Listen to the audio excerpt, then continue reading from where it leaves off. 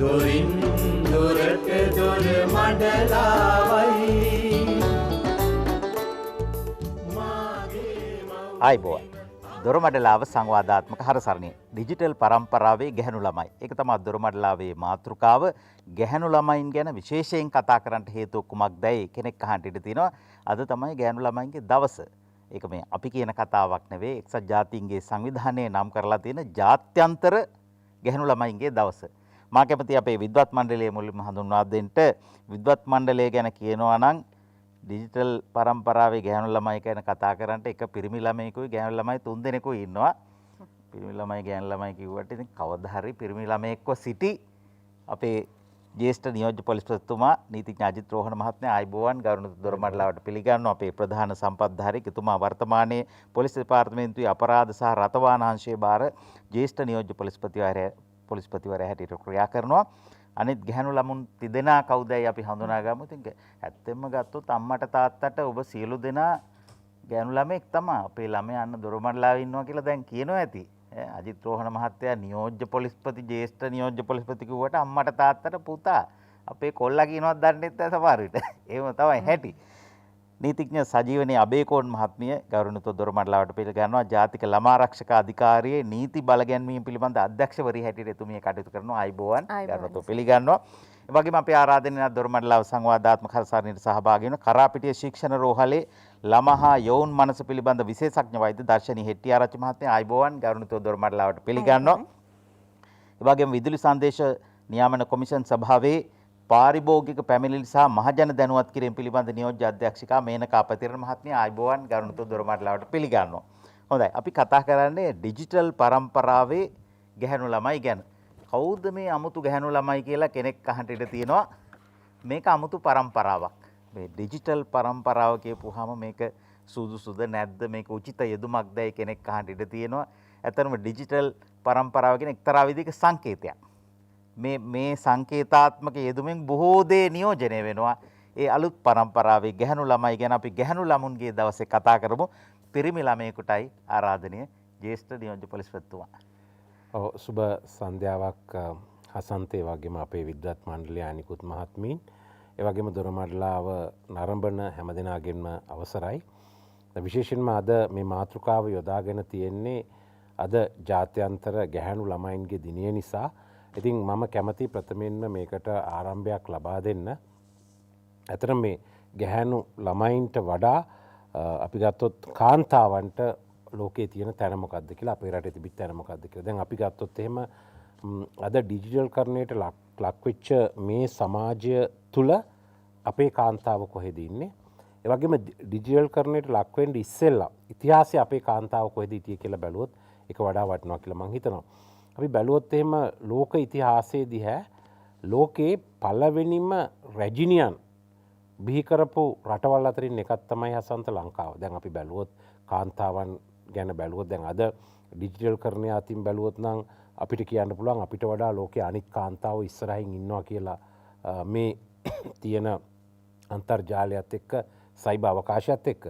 නමුත් ලෝකයේ රාජ්‍ය පාලනය ඒ අතින් බැලුවොත් දැන් ක්‍රිස්තු පූර්ව 5 වෙනි සියවසේ තමයි විජය ලංකාවට ආවේ. එතකොටත් රට පාලනය කරමින් වගේ හිටිය කාන්තාවක් තමයි කුවේනිය කියන්නේ. එතකොට ඊට පස්සේ ලෝක ඉතිහාසයේ ඇතිවෙච්ච පළමු රැජිනියන් ඒ ගත්තොත් ආසියාකරයේ පළමු රැජිනියන් බිහි වුණේ අනුලා බිසව, ලීලාවති රැජිනිය, සුගලා දේවිය, සීලවති රැජිනිය මේ හැමෝම බිහි වුණේ ලෝකේ අනිත් රටවල් වල රැජිනියන් බිහි වෙන්නට ඉස්සෙල්ලා තමයි ආසියාකරය තුල. ඒ වගේම ලෝකේ ප්‍රථම අගමැතිවරිය බිහි වුණේ ලංකාවෙන්. අපි අගමැතිවරයක් බිහි කරලා අවුරුදු 20කට පස්සේ තමයි 1960 තමයි සිරිමාර්ඩි බණ්ඩාරනායක මැතිනිය මේ රටේ අගමැතිනිය වුණේ.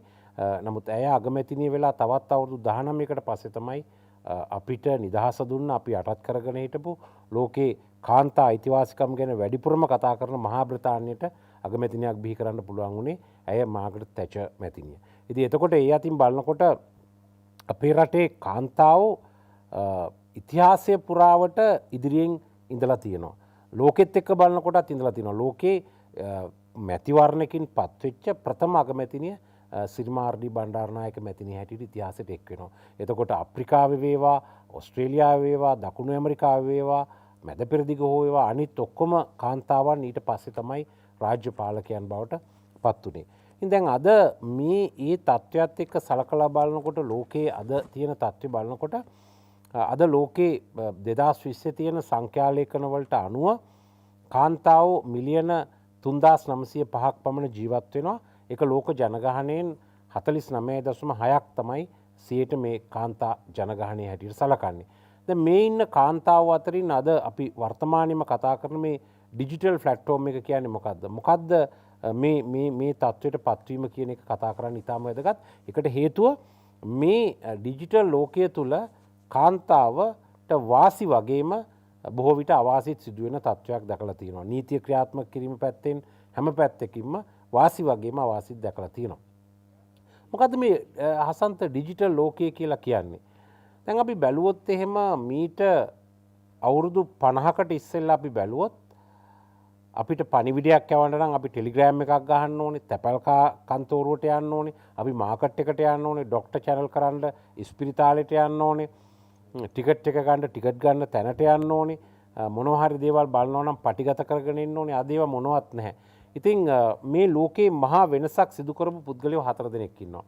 එක්කෙනෙක් තමයි මේ 1836 දී ලෝකෙට පරිගණකය ප්‍රථම පරිගණකය පිළිබඳ සංකල්පය ඉදිරිපත් කරපු චාල්ස් බැබේජ් කියන බ්‍රතාන්‍ය ජාතික විද්‍යාඥයා.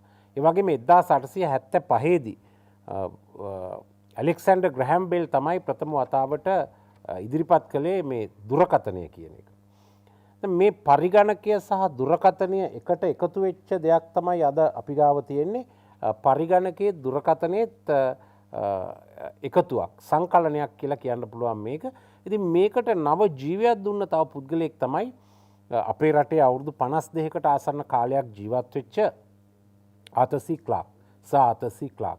ඔහු 1945 ලන්ඩන් ටෙලිග්‍රාෆ් පුවත්පතට ලිපියක් ලියමින් සඳහන් කරනවා ලෝකේ කක්ෂය මත ලෝකේ කක්ෂය මත යම්කිසි ආකාරයකට චන්ද්‍රිකා 3ක් රඳවලා තියන්න පුළුවන් නම් මුළු ලෝකයේම විශ්ව ගම්මානයක් බවට පත් කරන්න පුළුවන් කියලා. ඔහු ඒ ලියපු ලිපිය සදාතනික සත්‍යයක් බවට අද පත් වෙලා තියෙනවා. අද සැලලීහිණි ඕනේ නැහැ, තැපැල් කරුවා ඕනේ නැහැ. අද ලෝකේ හැම දෙයක්ම එකට බලන්න පුළුවන් වෙලා තියෙනවා. ඒකට තව නිර්මාණයක් බිහි කරපු එක්කෙනෙක් තමයි අදටත් ජීවතුන් අතර ඉන්න මහා බ්‍රිතාන්‍යයේ බිහි කරපු පරිගණක විද්‍යාඥයෙක් වන ටිම් බර්නර්ස්-ලී. ඔහු 1989 දී ඉදිරිපත් කරා මේ WWW කියන සංකල්පය, World Wide Web නැත්නම් අන්තර්ජාලය. ඒතර අපි අද ලෝකේ මානව පරිණාමයේ මුල් යුගයේ ඉඳලම, ඒ කියන්නේ මීට අවුරුදු 60 ලක්ෂ 2කට විතර ඉස්සෙල්ලා තමයි මිනිස්සු බිහි වුණේ. නමුත් මිනිස්සු ජනාවාස වෙන්න පටන් අරගෙන අවුරුදු 60000ක් විතර වෙනවා. ඒ කාලේ ඉඳලා 1989 දක්වා කාල පරිච්ඡේදය, ඒ කියන්නේ අවුරුදු 58000කට 59000ක කාල පරිච්ඡේදයයි ඊට පස්සේ මේ අවුරුදු 30ක කාල පරිච්ඡේදයයි ලෝකෙ සිදුවුණේ පුදුම වෙනසක්. එතෙක් කල ලෝකෙ මිනිස්සුන්ට කරන්න පුළුවන්කම තිබුණේ තමුන්ගේ ක්‍රියාවලි තැන් තුනක. එකක් තමයි අහස, අනිත් එක තමයි ගොඩබිම, අනිත් එක තමයි මුහුද. තමුන්ගේ එදිනෙදා කටයුතු කරන්න පුළුවන් උනේ මේ තැන් තුනේ. එතකොට අපිට ගේම් එකක් ගහන්න, ප්ලේ කරන්න, කෙනෙක්ව රවට්ටන්න, වංචා කරන්න, සතුටු කරන්න, පාටි දාන්න, සාද දාන්න, මේ හැම එකක්ම අපිට ක්‍රියාකාරකම් කරන්න පුළුවන් උනේ අහසෙයි, මුහුදෙයි, ගොඩබිමේ විතරයි. හැබැයි 1989 දී ටිම් බර්නර්ස්-ලී අර පුද්ගලයන්ගේ දායකත්වයෙන් හදපු මේ ලෝකයේ අලුත් ලෝකයක් හැදුවා. මොකද්ද? සයිබර් අවකාශය කියලා. දැන් ඒ අනුව අද දැන් ඉස්සර ඕනනම් හසන්තට මට තර්ජනය කරනවා නම් හම්බෙලාම කියන්න ඕනේ හසන්තට මම පහර දෙනවා, පාරට බැස්සොත් බලාගෙනයි කාර්යයක් කුඩු කරනවා කියලා. දැන් අද එහෙම කියන්න ඕනේ නැහැ. අද WhatsApp එකෙන් යවන්න පුළුවන්, ඒක ඒ තර්ජනය කරලා යවන්න පුළුවන්. ඒතර මට වංචා කරනවා නම් කියන්න පුළුවන් ඔබේ කාර් එක මම මිලදී ගන්නවා මෙච්චර ගානකට මගට එන්න කියලා ඇවිල්ලා ඕනනම් මට කාර් එක කොල්ල කන්න පුළුවන්. ඒ වගේම ඔබට අපහාස කරන්න පුළුවන්. ඉස්සර නම් මූණට අපහාස කරන්න ඕනේ. එහෙම නැත්නම් කොහේ හරි ලියලා දාන්න ඕනේ. දැන් එහෙම කරන්න ඕනේ නැහැ. ඉතින් මෙන්න මෙන්න මේ අලුත් අවකාශයක් අපි දන්නේ ඒක කොහෙද තියෙන්නේ කියලා. සමහර වෙලාවට ඇමරිකාවේ තියෙන කොහේ හරි තැනක තියෙන මේ සර්වර් එකක වෙන්න පුළුවන්, අහසේ තියෙන වලාකුළක වෙන්න පුළුවන්. අපි දන්නේ නැහැ කොහෙද ඒක තියෙන්නේ කියලා. ඒක පරිගණක විද්‍යාඥයෝ දන්නවා ඇති. නමුත් මේ අලුතෙන් හදපු අවකාශය තුල අද විශේෂයෙන්ම කාන්තාවකගේ භූමිකාව, කාන්තාවක් මේ අවකාශයට ඇතුළු වීම, කාන්තාවක් මේ අවකාශයට පිටවීම අපි ගත්තොත් අපි අපේ භාෂාවෙන් කියනවා නම් දැන් කියන විදිහට අප්ලෝඩ් කරන ඒවා, ඩවුන්ලෝඩ් කරන ඒවා ඊටාම කල්පනාකාරීව කරන්න ඕනේ. විශේෂයෙන්ම අද කාන්තා දිනය, අද ජාත්‍යන්තර ගැහැණු ළමයින්ගේ දිනේ යෙදෙන දවසේ මේ අය නිර්මාණය කරපු ආතර් සී ක්ලාක්, ටිම් බර්නර්ස්-ලී, චාල්ස් බැබේජ්, ඒ වගේම ඇලෙක්සැන්ඩර් ග්‍රැහම් බෙල් මේ නිර්මාණය කරපු මේ අලුත් අවකාශය තුල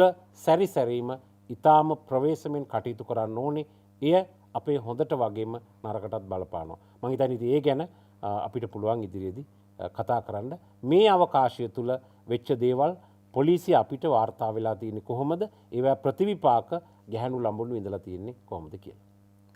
අපේ ජ්‍යෙෂ්ඨ නියෝජ්‍ය පොලිස්පතිතුමා පොලිස් දෙපාර්තමේන්තුවේ අපරාධ අංශයේ භාර ජ්‍යෙෂ්ඨ නියෝජ්‍ය පොලිස්පතිතුමා අපරාධ කියපුවාම අපේ නිකන් සිහියට නැගෙන්නේ අර පැරණි සාම්ප්‍රදායික ක්‍රමේ අපරාධකාරයා කියපුවාම නිකන් පච්ච කොටාගත්ත නිකන් කිනිස්සක් අතින් ගත්ත සමහරට තුවක්කුත් නැති කිනිස්සක් අතින් ගත්ත කෙනා තමයි එක ඇහැක් වහගත්ත එහෙම කෙනා තමයි අපරාධකාරයා. හැබැයි ඊට වඩා බරපතල ටයි දාගත්ත මේව කරගත්ත හොඳ වැදගත් විදිහට පේන අපරාධකාරයෝ මේ සයිබර් අවකාශය තුල සැරිසරන්න පුළුවන්. ඔබතුමාගේ අපරාධ විශේෂයට සයිබර් අපරාධ කියලා වෙනම අපරාධ විශේෂ ක්ෂේත්‍රයකුත් වර්ධනය වෙලා දැන් ඒකටත් බරපතල ලෙස වෙහෙසෙන්න වෙලා තියෙන කාලෙක අපි මේ මාතෘකාව කතා කරන්නේ ඩිජිටල් පරම්පරාවේ ගැහැණු ළමයි. නීතිඥ සජීවනී අබේකෝන් මහත්මිය.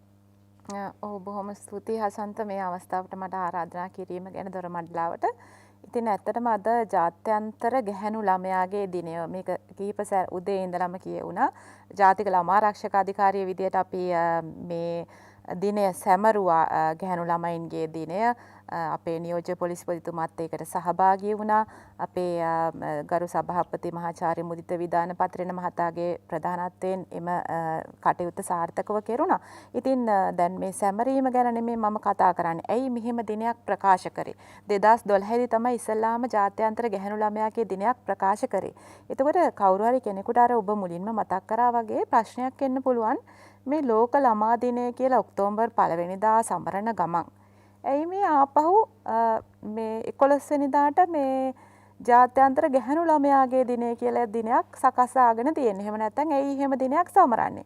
අපි මේක මේ එක්සත් ජාතීන් ප්‍රකාශ කරපු නිසා මේ අර කරන්නම් වාලේ මේ සැමරීම සිදු කරනවාද නැත්නම් සමරන්න හෝ එහෙම නැත්නම් ගැහැණු ළමයාගේ දිනයකට මේ වෙනමම දිනයක් නම් කරන්න තරම් හේතුවක් තියෙනවාද කියන එක අපි සමාජයක් විතර කල්පනා කළ යුතුයි කියලා මම හිතනවා. ඉතින් ඕක කල්පනා කරද්දී මම දැනට වැඩ කටයුතු කරන ජාතික ළමා ආරක්ෂක අධිකාරියේ පැමිණිලි අරන් බැලුවහම පසුගිය වර්ෂ 5 අරන් බැලුවහම 85%කට එහා තියෙන්නේ. දැන් අපි කිව්වට ළමයින්ට වෙන හිංසන කියලා කිව්වට මේකෙන් මම මේ පිරිමි ළමයින්ව අඩු තක්සේරු කරනවා නෙමෙයි පිරිමි ළමයින්ට සිදුවන හිංසන ගැන. නමුත් සංඛ්‍යාලේඛන වශයෙන් ගත්තාම 85%ක් එහාට මේ ඇවිල්ලා තියෙන්නේ. ඒ කියන්නේ ළමයින් වින්දිතයන් වෙනවා නම් දැන් ගිය අවුරුද්දේ බැලුවාම 8000 ගාණක් පැමිණිලි ඇවිල්ලා තියෙනවා. ඒකෙන් 7000 ගාණක්ම ගැහැණු ළමයි තමයි වින්දිතයෝ. එතකොට එතන යම්කිසි විශේෂ කියන්නේ most vulnerable කියලා කට්ටියක් විදියට තමයි ගැහැණු ළමයා හඳුනාගන්නේ. වැඩියෙන් ව්‍යභිචාරයට, ඒ කියන්නේ වැඩියෙන් පවුල ඇතුලේ සිදුවන ලිංගික ක්‍රියාකාරකම් වලට ගොදුරු වෙන්නට සිදු වෙලා තියෙන්නේ ගැහැණු ළමයින්ට.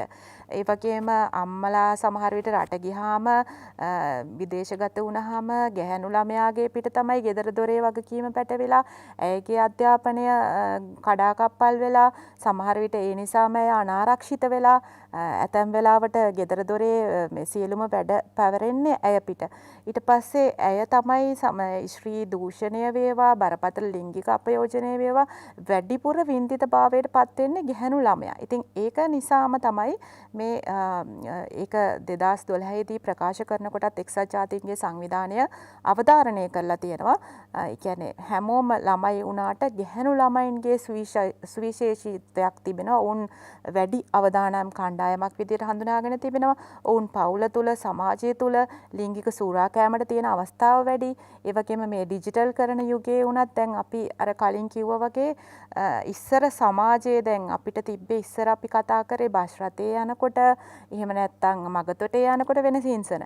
නමුත් අද දවසේදී අපි කතා කරන්නට සිද්ධ වෙලා තියෙනවා මේ ඩිජිටල් අවකාශය තුල ළමයින්ට සිදුවන හිංසන ගැන. එතකොට ඒ තුලත් වැඩිපුරම සමාජ අපහාසයට ලක් වෙන්නේ සහ ඒ කියන්නේ යම්කිසි ආකාරයකින් තමන්ගේ ජීවිතයට වැඩි අඳුරු බවක් එකතු කරගන්නේ ගැහැණු ළමයා. ඉතින් ඒක නිසා මම හිතන්නේ මේක මෝස්තරයක් විදියට හරි එක්සත් ජාතීන්ගේ සංවිධානය ප්‍රකාශ කළ නිසා හරි නෙමෙයි අපි මේක සමරන්නට ඕන. අපි මෙන්න මේ ප්‍රශ්නය අපේ සමාජය තුළ තිබෙන මේ ප්‍රශ්නය අපි වටහා ගන්නට ඕනේ. ඒ කියන්නේ එහෙම දිනයක් නම් කිරීමේ අරමුණත් ඒ විශේෂ ඒ කියන්නේ ගැහැණු ළමයි වීම නිසාම ඔවුන්ට තියෙන ප්‍රශ්න කෙරෙහි වැඩි අවධානයක් යොමු කිරීම තමයි ඒකේ බලාපොරොත්තු. එහෙම නැත්නම් අපිට ලෝකයට තිබ්බා ලෝක ළමා දිනයෙන් සෑහීමටපත් වෙලා එතනින් ඒ කටයුත්ත නිමා කරන්න.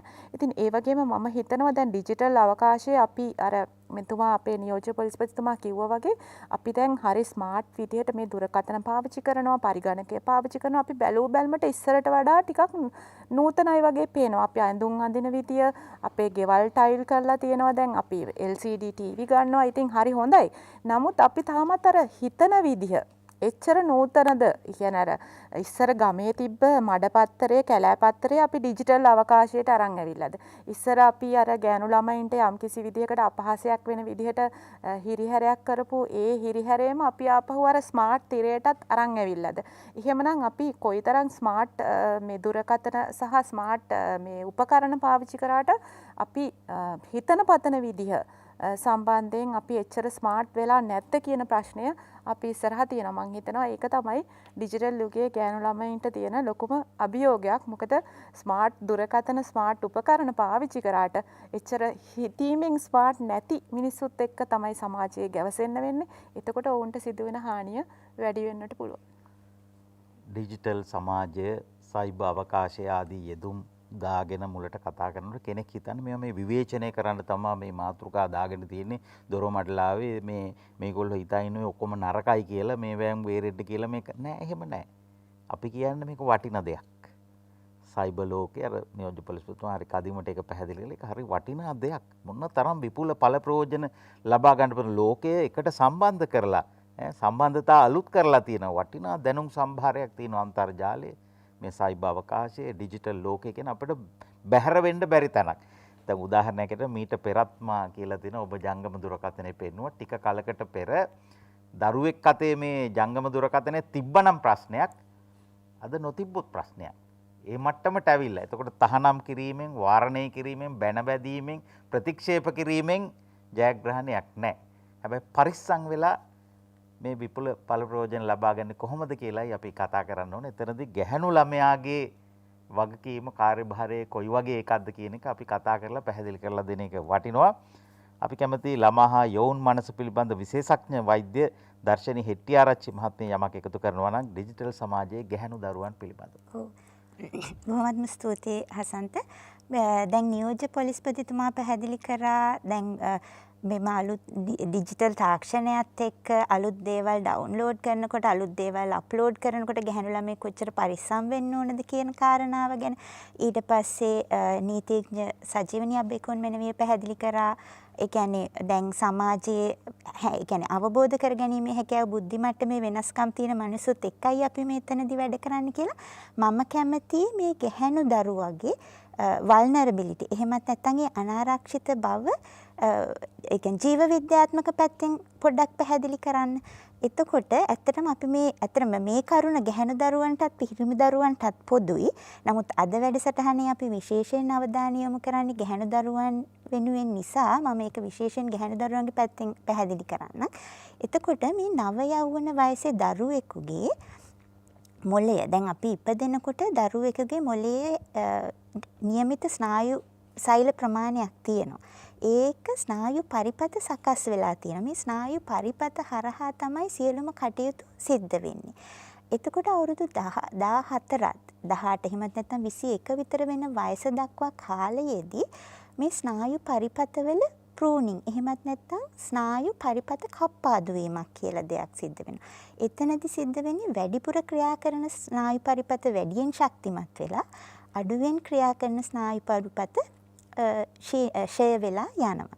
ඉතින් දැන් මේ නව යෞවන වයසේදී ගැහැණු දරුවෙක් හෝ වේවා පිරිමි දරුවෙක් හෝ වේවා කරන ක්‍රියාකාරකම අනුව ඒගොල්ලෝ මොනවා හරි රිස්ක් ටේකින් එහෙම නැත්නම් අනාරක්ෂිත ක්‍රියාවල වැඩිපුර යොමු වෙනවනම් ඒවට අදාළ ස්නායු පරිපථ තමයි ශක්තිමත් වෙන්නේ. එතකොට ඒගොල්ලෝ වැඩිහිටියෝ බවට පත් වෙනකොටත් මේ ඒ අනාරක්ෂිත කටයුතු වලට අදාළ ස්නායු පරිපථ ශක්තිමත් වෙලා ඒ හරහා සිදුවෙන කටයුතු තමයි වැඩිපුර සිද්ධ වෙන්නේ. ඒක එක කරුණක්. අනිත් එක තමයි මේ නව යෞවන වයසේදී දරුවෙකුගේ මොළය වර්ධනය වීම සිද්ධ වෙන්නේ මොළේ පිටිපස කොටසේ ඉඳලා ඉස්සරහා පැත්තට. අපි කියනවා මේ ෆ්‍රන්ටල් ලෝබ්. එහෙමත් නැත්නම් නළලෙන් පිටිපස්සේ තියෙන මොළයේ කොටස. ඒක හරහා තමයි තීරණ ගැනීමේ හැකියාව. හරි වැරද්ද වෙන් කර ගැනීමේ හැකියාව දරුවෙක් දියුණු කරගන්නේ. එතකොට දැන් මේ අවුරුදු 14 15 එහෙමත් නැත්නම් මේ නව යෞවන වයසේදී මොළයේ පිටිපස්ස කොටස හොඳට වර්ධනය වෙලා තිනවා. හැබැයි ඉදිරි කොටස එහෙමත් නැත්නම් තීරණ ගැනීමට හැකියාව තියෙන කොටස වර්ධනය වෙමිනුයි පවතින්නේ. ඉතින් එතකොට හැංගීම් වලට අදාළ කොටස තමයි පිටිපස්සෙන් වර්ධනය වෙලා තියෙන්නේ. ඒතකොට මේ වයසේ දරුවෝ ගොඩාක් හැංගීම් බරයි. එහෙමත් නැත්නම් ඉමෝෂනල්. ඒගොල්ලෝ හැංගීම් හරහා තමයි තීරණ ගන්නේ. ආසාවන් පස්සේ තමයි යන්නේ. එතකොට මම හිතන්නේ පැහැදිලි වෙනවා ඇති. එතකොට හැඟීම් වලට ආශාවන් වලට ආස දේවල් වලට වැඩියෙන් යොමු වෙනවා. බුද්ධිමය තීරණ අරගෙන හරි වැරද්ද වෙන් කරගෙන හරි තීරණ ගැනීමේ හැකියාව මෙයාලට ගොඩක් අඩුයි. ඒක තමයි මේ නව යෞවන දරුවන්ගේ ගැහැණු දරුවෙක් හරි පිරිමි දරුවෙක්ගේ හරි තියෙන ලොකුම දුර්වලකම. ඒක තමයි මේ ප්‍රධාන හේතුව වෙන්නේ මේගොල්ලන් මේ ඩිජිටල් තාක්ෂණයත් එක්ක සිද්ධ වෙන්න පුළුවන් අනතුරු වලට වැඩිපුර අනාරක්ෂිත වීමට හේතුව. මොකද නියෝජ්‍ය පොලිස්පතිතුමා පැහැදිලි කරා වගේ මේගොල්ලන් මේ ඩිජිටල් තාක්ෂණික කටයුතු ඇතුලේ ඉන්නකොට හරි වැරද්ද වෙන් කරගන්න තේරෙන්නේ නැහැ. එතකොට තමන් ආරක්ෂිතද තමන් අනාරක්ෂිතද කියලා හිතන්න තේරෙන්නේ නැහැ. හැඟීම් වලට ආශාවන් වලට තමයි වැඩි අවධානයක් දෙන්නේ තීරණ ගන්න තේරෙන්නේ නැති නිසා. එතකොට දැන් මේ බුද්ධි වර්ධනය මේ මොළේ වර්ධනය වෙන ආකාරය අතීතයේ ඉඳලම හැමදාම තිබිච්ච දෙයක්. ඒක අලුතෙන් ආපු දෙයක් නෙමෙයි. නමුත් දැන් අලුතෙන් වෙලා තියෙන්නේ මේ ඩිජිටල් තාක්ෂණයත් එක්ක මේ දරුවන් වැඩිපුර දේවල් වලට එක්ස්පෝස් වෙනවා. වැඩිපුර අනාරක්ෂිත දේවල් වලට එක්ස්පෝස් වෙනවා. හරි වැරද්ද තේරුම් ගන්න බැරුව අනාරක්ෂිත දේවල් වලට වැඩිපුර යොමු වෙනවා. ඒතන තමයි මේගොල්ලන්ගේ මේ ගැටලුව ජෛව විද්‍යාත්මක පැත්තෙන්ම පැහැදිලි කරන්න පුළුවන්. හොඳයි. දැන් මේ තාක්ෂණයත් එක්ක විශේෂයෙන් සමාජ මාධ්‍ය භාවිතය අපි දුරකථනය ගත්තත් Facebook එක ගත්තත් අන්තර්ජාලය YouTube මේ හැම දෙයක්ම ෂණිකයි. ප්‍රතිචාරත් ෂණිකව දක්වන්න පුළුවන්. දැන් මට වුණත් දැන් මේ යෝනෝ ඇති එක එක්කෙනා පණිවිඩ දැන් මේ දොර මඩලාව බලාගෙන මේකේ කොට මේ දැන් මට එවනවා පණිවිඩ දැන් මේක දොර මඩලාවේ මේක අහන්න අරක මම තව ටික කියන්නම් ඒව තියෙනවා. ඒ වගේ. දැන් ඉස්සර අපි කියමුකෝ නව යෝන් අවදිය ගැන ඔබතුමිය සඳහන් කළානේ. ඒ කාලේ ඇති වෙන යම් යම් හැඟීම් දැනින් ඔය කාටත් ඔය ළමයින්ටත් මේ ළමයටත් මටත් කියන අපි ළමයි සියලු දෙනාටම ඇති වෙන්න ඇති එක යුගයක තියෙනවා ලියනවානේ. ඒ කාලේ ඉතින් කොළවල ලියන කවියක් ලියනවා. මේ ලියනවා ලියුමක් ලියනවා. ඉතින් ඕක තැපෑලට දාලා ඒක හම්බෙනකන් සමහරට දවස් 3-4ක් බලන් ඉන්න ඕනේ. ඒකට උත්තරේ එනකනුත් බලන් ඉන්න වෙනවා. වෙන ක්‍රමවේද ඇති. හැබැයි ඒ කාලේ ඒක තමයි. ද පිට රටන ලියුම යන්න සෑහෙන කාලයක් යනවා. හැබැයි දැන් ෂණිකයි. හැඟීම් ගැන ඔබ කතා කළා මේ හැඟීම් ෂණිකව පළ කරන්න පුළුවන්. ප්‍රතිචාරයත් ෂණිකවම පළ කරන්න පුළුවන්. හැබැයි ෂණිකව හිතන දේ හුවමාරු කර ගැනීම තුල ඇති වෙන දේ අරකට ටික කාලයක් ගත වුණානේ. දවස් 2-3 යනකොට සමහරට එපා වෙලා තියෙන්නත් පුළුවන්. සමහරට උවනාව වැඩි වෙලා තියෙන්නත් පුළුවන්. මේ ෂණික බව හොඳද නරකද කියලා අපි වෙනම කතා කළ යුතු කාරණාවක්. ඩිජිටල් පරම්පරාවේ ගැහැණු ළමයි ගැන කතා කරන දැන් පාරිභෝගික පැමිණිලි බාර ගන්න අංශයක් තියෙනවනේ විදුලි සංදේශ නියාමන කොමිසම් සභාවේ. ඒ අංශේ නියෝජ්‍ය අධ්‍යක්ෂතුමා මේ පාරිභෝගික පැමිණිලි අතරේ ගැහැණු ළමයින්ට සිද්ධ වෙන යම් අකටයුතු ගම් ගැන අපරාධ ගැන ඒවත් පැමිණිලි තියනවාද පතේට මහත්මිය? බොහොමයක් ඇත්තටම සයිබර් අවකාශය තුල අජිත් රෝඩ් මහත්තයා ප්‍රකාශ කරා වගේ ඇත්තටම අපිට අද අපිට ඔන්ලයින් පන්ති කාමරය වෙනුවට ඔන්ලයින් වර්ක් ෆ්‍රොම් හෝම් ඊළඟට අපේ භාණ්ඩ මිලදී ගැනීමට අපිට අන්තර්ජාලය ඒ වගේම ක්‍රීඩා කිරීමට ඊළඟට අපිට මානව සම්බන්ධකම් පවත්වා ගන්න එක එක්කිනා හම්බ වෙන්න ඔන්ලයින් චැටින් ඒ වගේ අපි කතා කරා වගේ අපේ ජීවිතයේ අනිකුත් සාමාන්‍ය ප්‍රායෝගික ක්‍රියාකාරකම් ගොඩක්ම අපිට අන්තර්ජාලය හරහා කරගන්න අවස්ථාව ලැබිලා තියෙනවා. ඉතින් ඇත්තටම මේ අවස්ථාව මේ වගේ අවස්ථාවකදී ඇත්තටම යෙදෙනකොට අපේ ගැහැණු දරුවා කොයිතරම් ආරක්ෂිතද කියන ප්‍රශ්නයක් ඇති වෙලා තියෙනවා. මොකද අපේ දෙමව්පියෝ ගොඩක් වෙලාවට අපි දරුවන්ට මේ වගේ උපකරණ භාවිතය පිළිබඳ අපි අවබෝධයක් ලබා දෙනවා. ඔවුන් තාක්ෂණය අතින් ඉහළයි. දැනුමක් ඔවුන්ට තියෙනවා. මේ භාණ්ඩ පරිහරණය කරන්නේ කොහොමද කියලා දන්නවා. ඒ වුණත් මේවායි සිද්ධ වෙන අපයෝජන, මේවායි සිද්ධ වෙන කරදර, ඒවායින් කොහොමද මේක තමන්ට කරදරයක් ඇති නොවන ආකාරයට මේක පාවිච්චි කරන්න කියලා මොවුන්ට කොයියම් වූ වෙලාවක හරි මේගොල්ලන්ට මේ වගේ දැනුවත් භාවයක් ලබා දීලා තියෙනවද කියලා ප්‍රශ්නයක් ඇති වෙනවා. ඇතරම අපිට ලැබෙන පැමිණිලිත් එක්ක බලනකොට. يعني මොන වගේ පැමිණිලි දෙන්නේ? ඔව් ඒ කියන්නේ මේ දරුවෝ බොහෝ වෙලාවට දැන් මේ වගේ උපකරණයක් දරුවෝට ලබා දුන්නාම දෙමව්පියෝ හිතනවා ඔවුන් තාක්ෂණය අතින් ඉහළයි, ඔවුන් මේක මනාව පරිහරණය කරයි කියලා.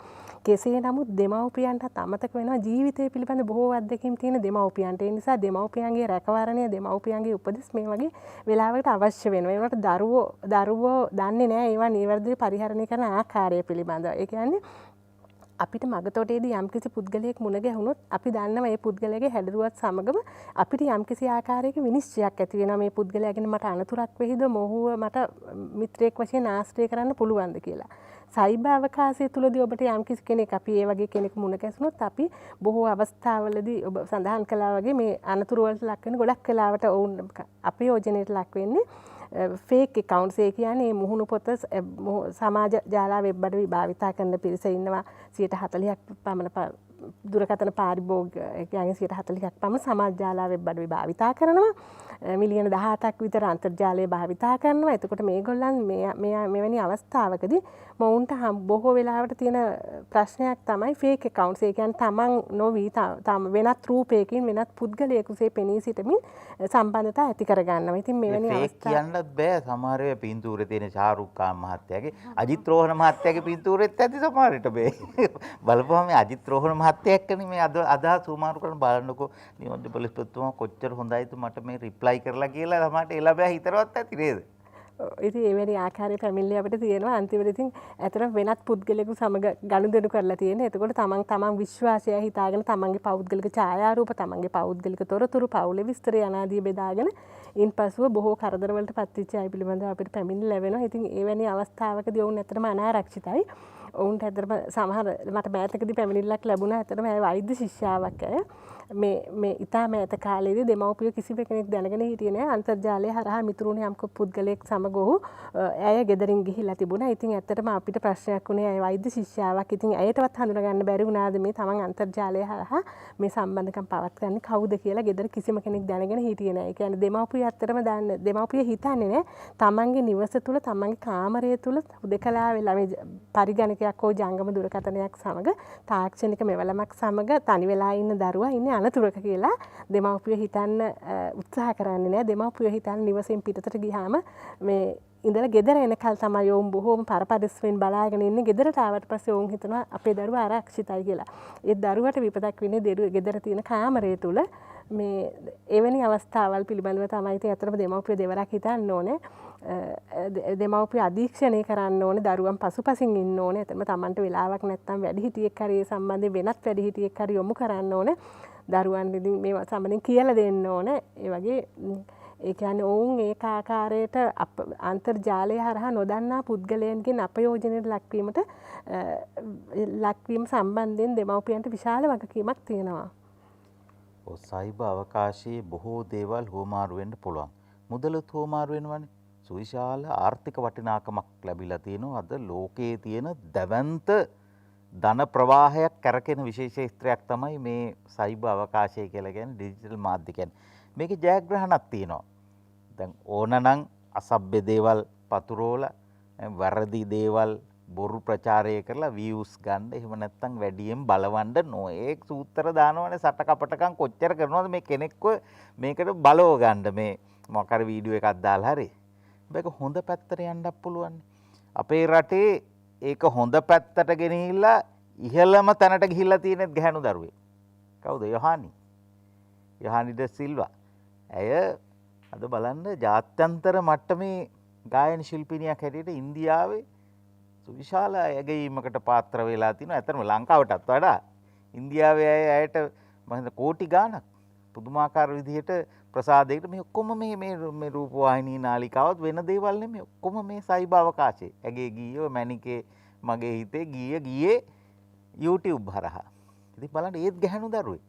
මේ වැඩි වයසක් නැති හොඳ දක්ෂ ශිල්පිනියක් අපි අගය කරන්න ඕන රටක් හැටියට. බලන්න එහෙම තැනකටත් යන්න පුළුවන් නම් ගැහණු ළමයින්ට මේක හොඳ තැනක්නේ. හරියට පාවිච්චි කරන්නේ කොහොමද කියලායි අපි කතා කරන්න ඕනේ. මට අවසර දෙන පාලක මැදට යන්න. පාලක මැදේ මගින් නිකුත් කරන පණිවිඩ කීපයක් සිදු. දොරින් දොරට දොර මඩලාවයි ගැහැණු දරුවන්ගේ ජාත්‍යන්තර දිනය නිමිත්තෙන් අපි ඩිජිටල් සමාජයේ ගැහැණු දරුවන් ගැනයි කතා කරමින් අපිට ඇමතුම් ගණනාවක් තියෙනවා. ආයිබෝවන් හසන්ත මහත්මයාණෙනි, විද්වත් මණ්ඩලයේ අවසරයි. මම තිස්ස නිරත්න රාජගිරින්. මට හිතෙන්නේ මේ මානව සංහතියේ පැවැත්මට මිනිසාගේ කායික දියුණුව, මානසික දියුණුව, ඊළඟට සමාජීය දියුණුව ඔය ටික ආපු ගමන තුල ආධ්‍යාත්මික දියුණුවක් මිනිස්සු ලැබුවා. නමුත් මේ ඩිජිටල් තාක්ෂණය අර මානසික දියුණුවේ යම්කිසි විශේෂතාවයක් ඇටියට වටිනවා මිනිසයන්ට මානව සංහතිය. නමුත් මේ යම් පරස්පරතාවයක් තියෙනවා. ඉතින් මේක අලුත් සේවකෙක්. ඉතින් ඒක නිසා ආකර්ශනීය. හැබැයි අපි සමහරලාට මේක අලුත් නිසා මේක ක්‍රියාකාරකම් වල තියෙන ආකර්ශනීය භාවයට අපි ගොඩාක් ඇදිලා ගිහිල්ලා තියෙනවා. ඒකට හැබැයි ලෝකේ මානව සංහතියේ පැවැත්මට අවශ්‍ය වෙන මානව සබඳතා, ආදරය, කරුණාව, ලෙන්ගතුකම අපිට මේකට වඩා ඊටත් වඩා වටිනවා නිර්මාණශීලීත්වයත්. මොකද මේකට අනවශ්‍ය වටිනාකමක්, ගෞරවයක් අපි මේ අලුත් නිසා දීලා තියෙනවා මේ සේවකයාට. හැබැයි අපිට ඊට වඩා අවශ්‍ය වෙන්නේ ආදරය, කරුණාව, අර ආධ්‍යාත්මික භාවයන් තුලින් එන කරුණ සහ නිර්මාණශීලීත්වය. ඊළඟට අපේ මේ දැනට මේ සමාජයේ අපි කතා කරාට ග්‍රාමීය ප්‍රදේශවල ඉන්න ජනතාවට තාම මේක ඩිජිටල් කරන්නේ සම්බන්ධතාවක එකතු වෙන්න තියෙන ඉඩකඩ අඩුයි. ඒ නිසා අපි ඒ ගැනත් හිතන්න ඕනේ.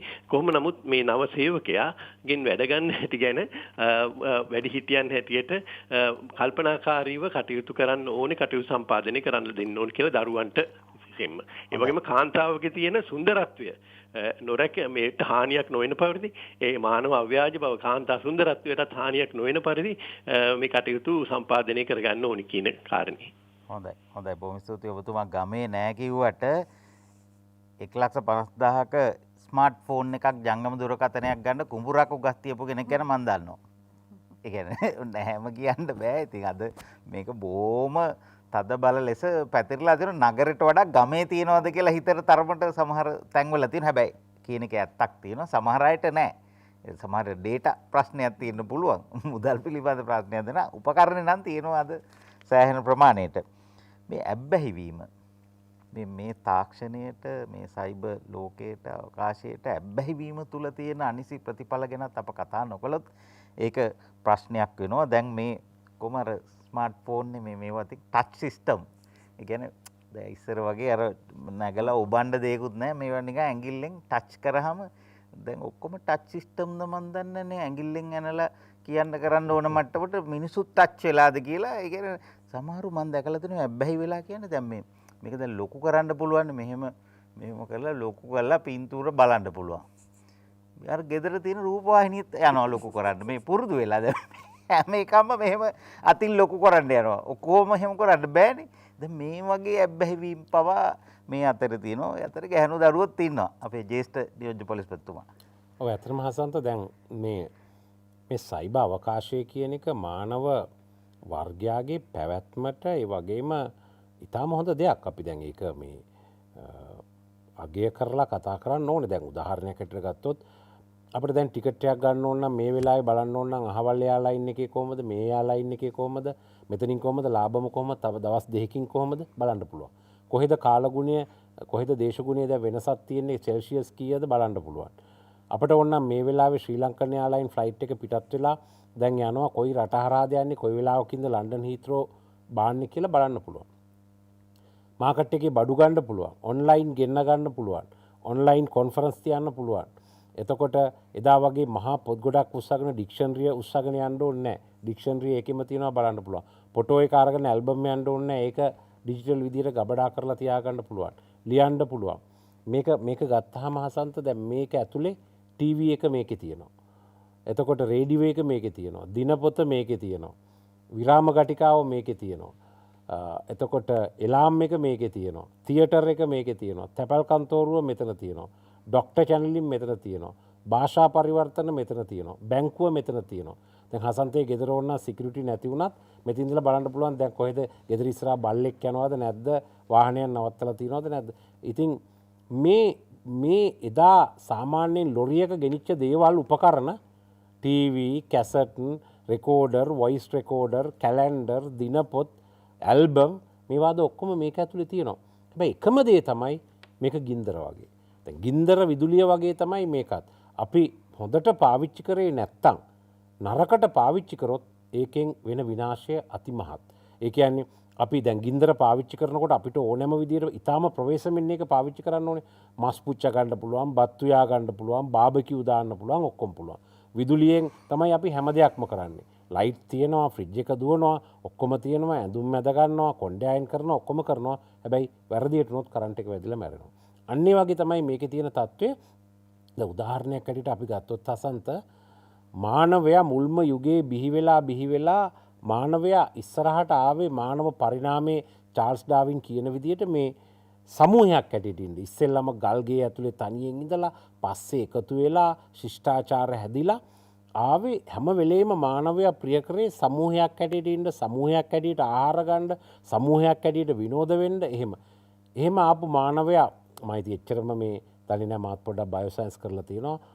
හෝමෝ ඉරෙක්ටස්, හෝමෝ නියැන්ඩර්තාල්, හෝමෝ සැෆියන්, හෝමෝ සැපියන් මෙහෙම කියලා ආපු මේ සමාජයට ආපු මානවයට අද මොකද වෙලා තියෙන්නේ? අද අලුත් මානවයෙක් බිහි වෙලා තියෙනවා හෝමෝ ෆේස්බුක් කියලා.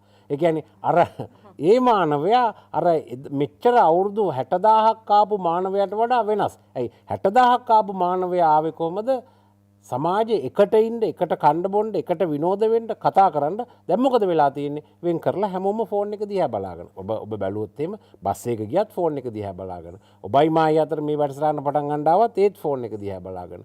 එතකොට ගෙදරකට ගිහිල්ලා බැලුවත් ස්වාමි පුරුෂයා බිරිඳත් ෆෝන් එක දිහා බලාගෙන. ළමයිනුත් ෆෝන් එක දිහා බලාගෙන, ටැබ් එක දිහා බලාගෙන.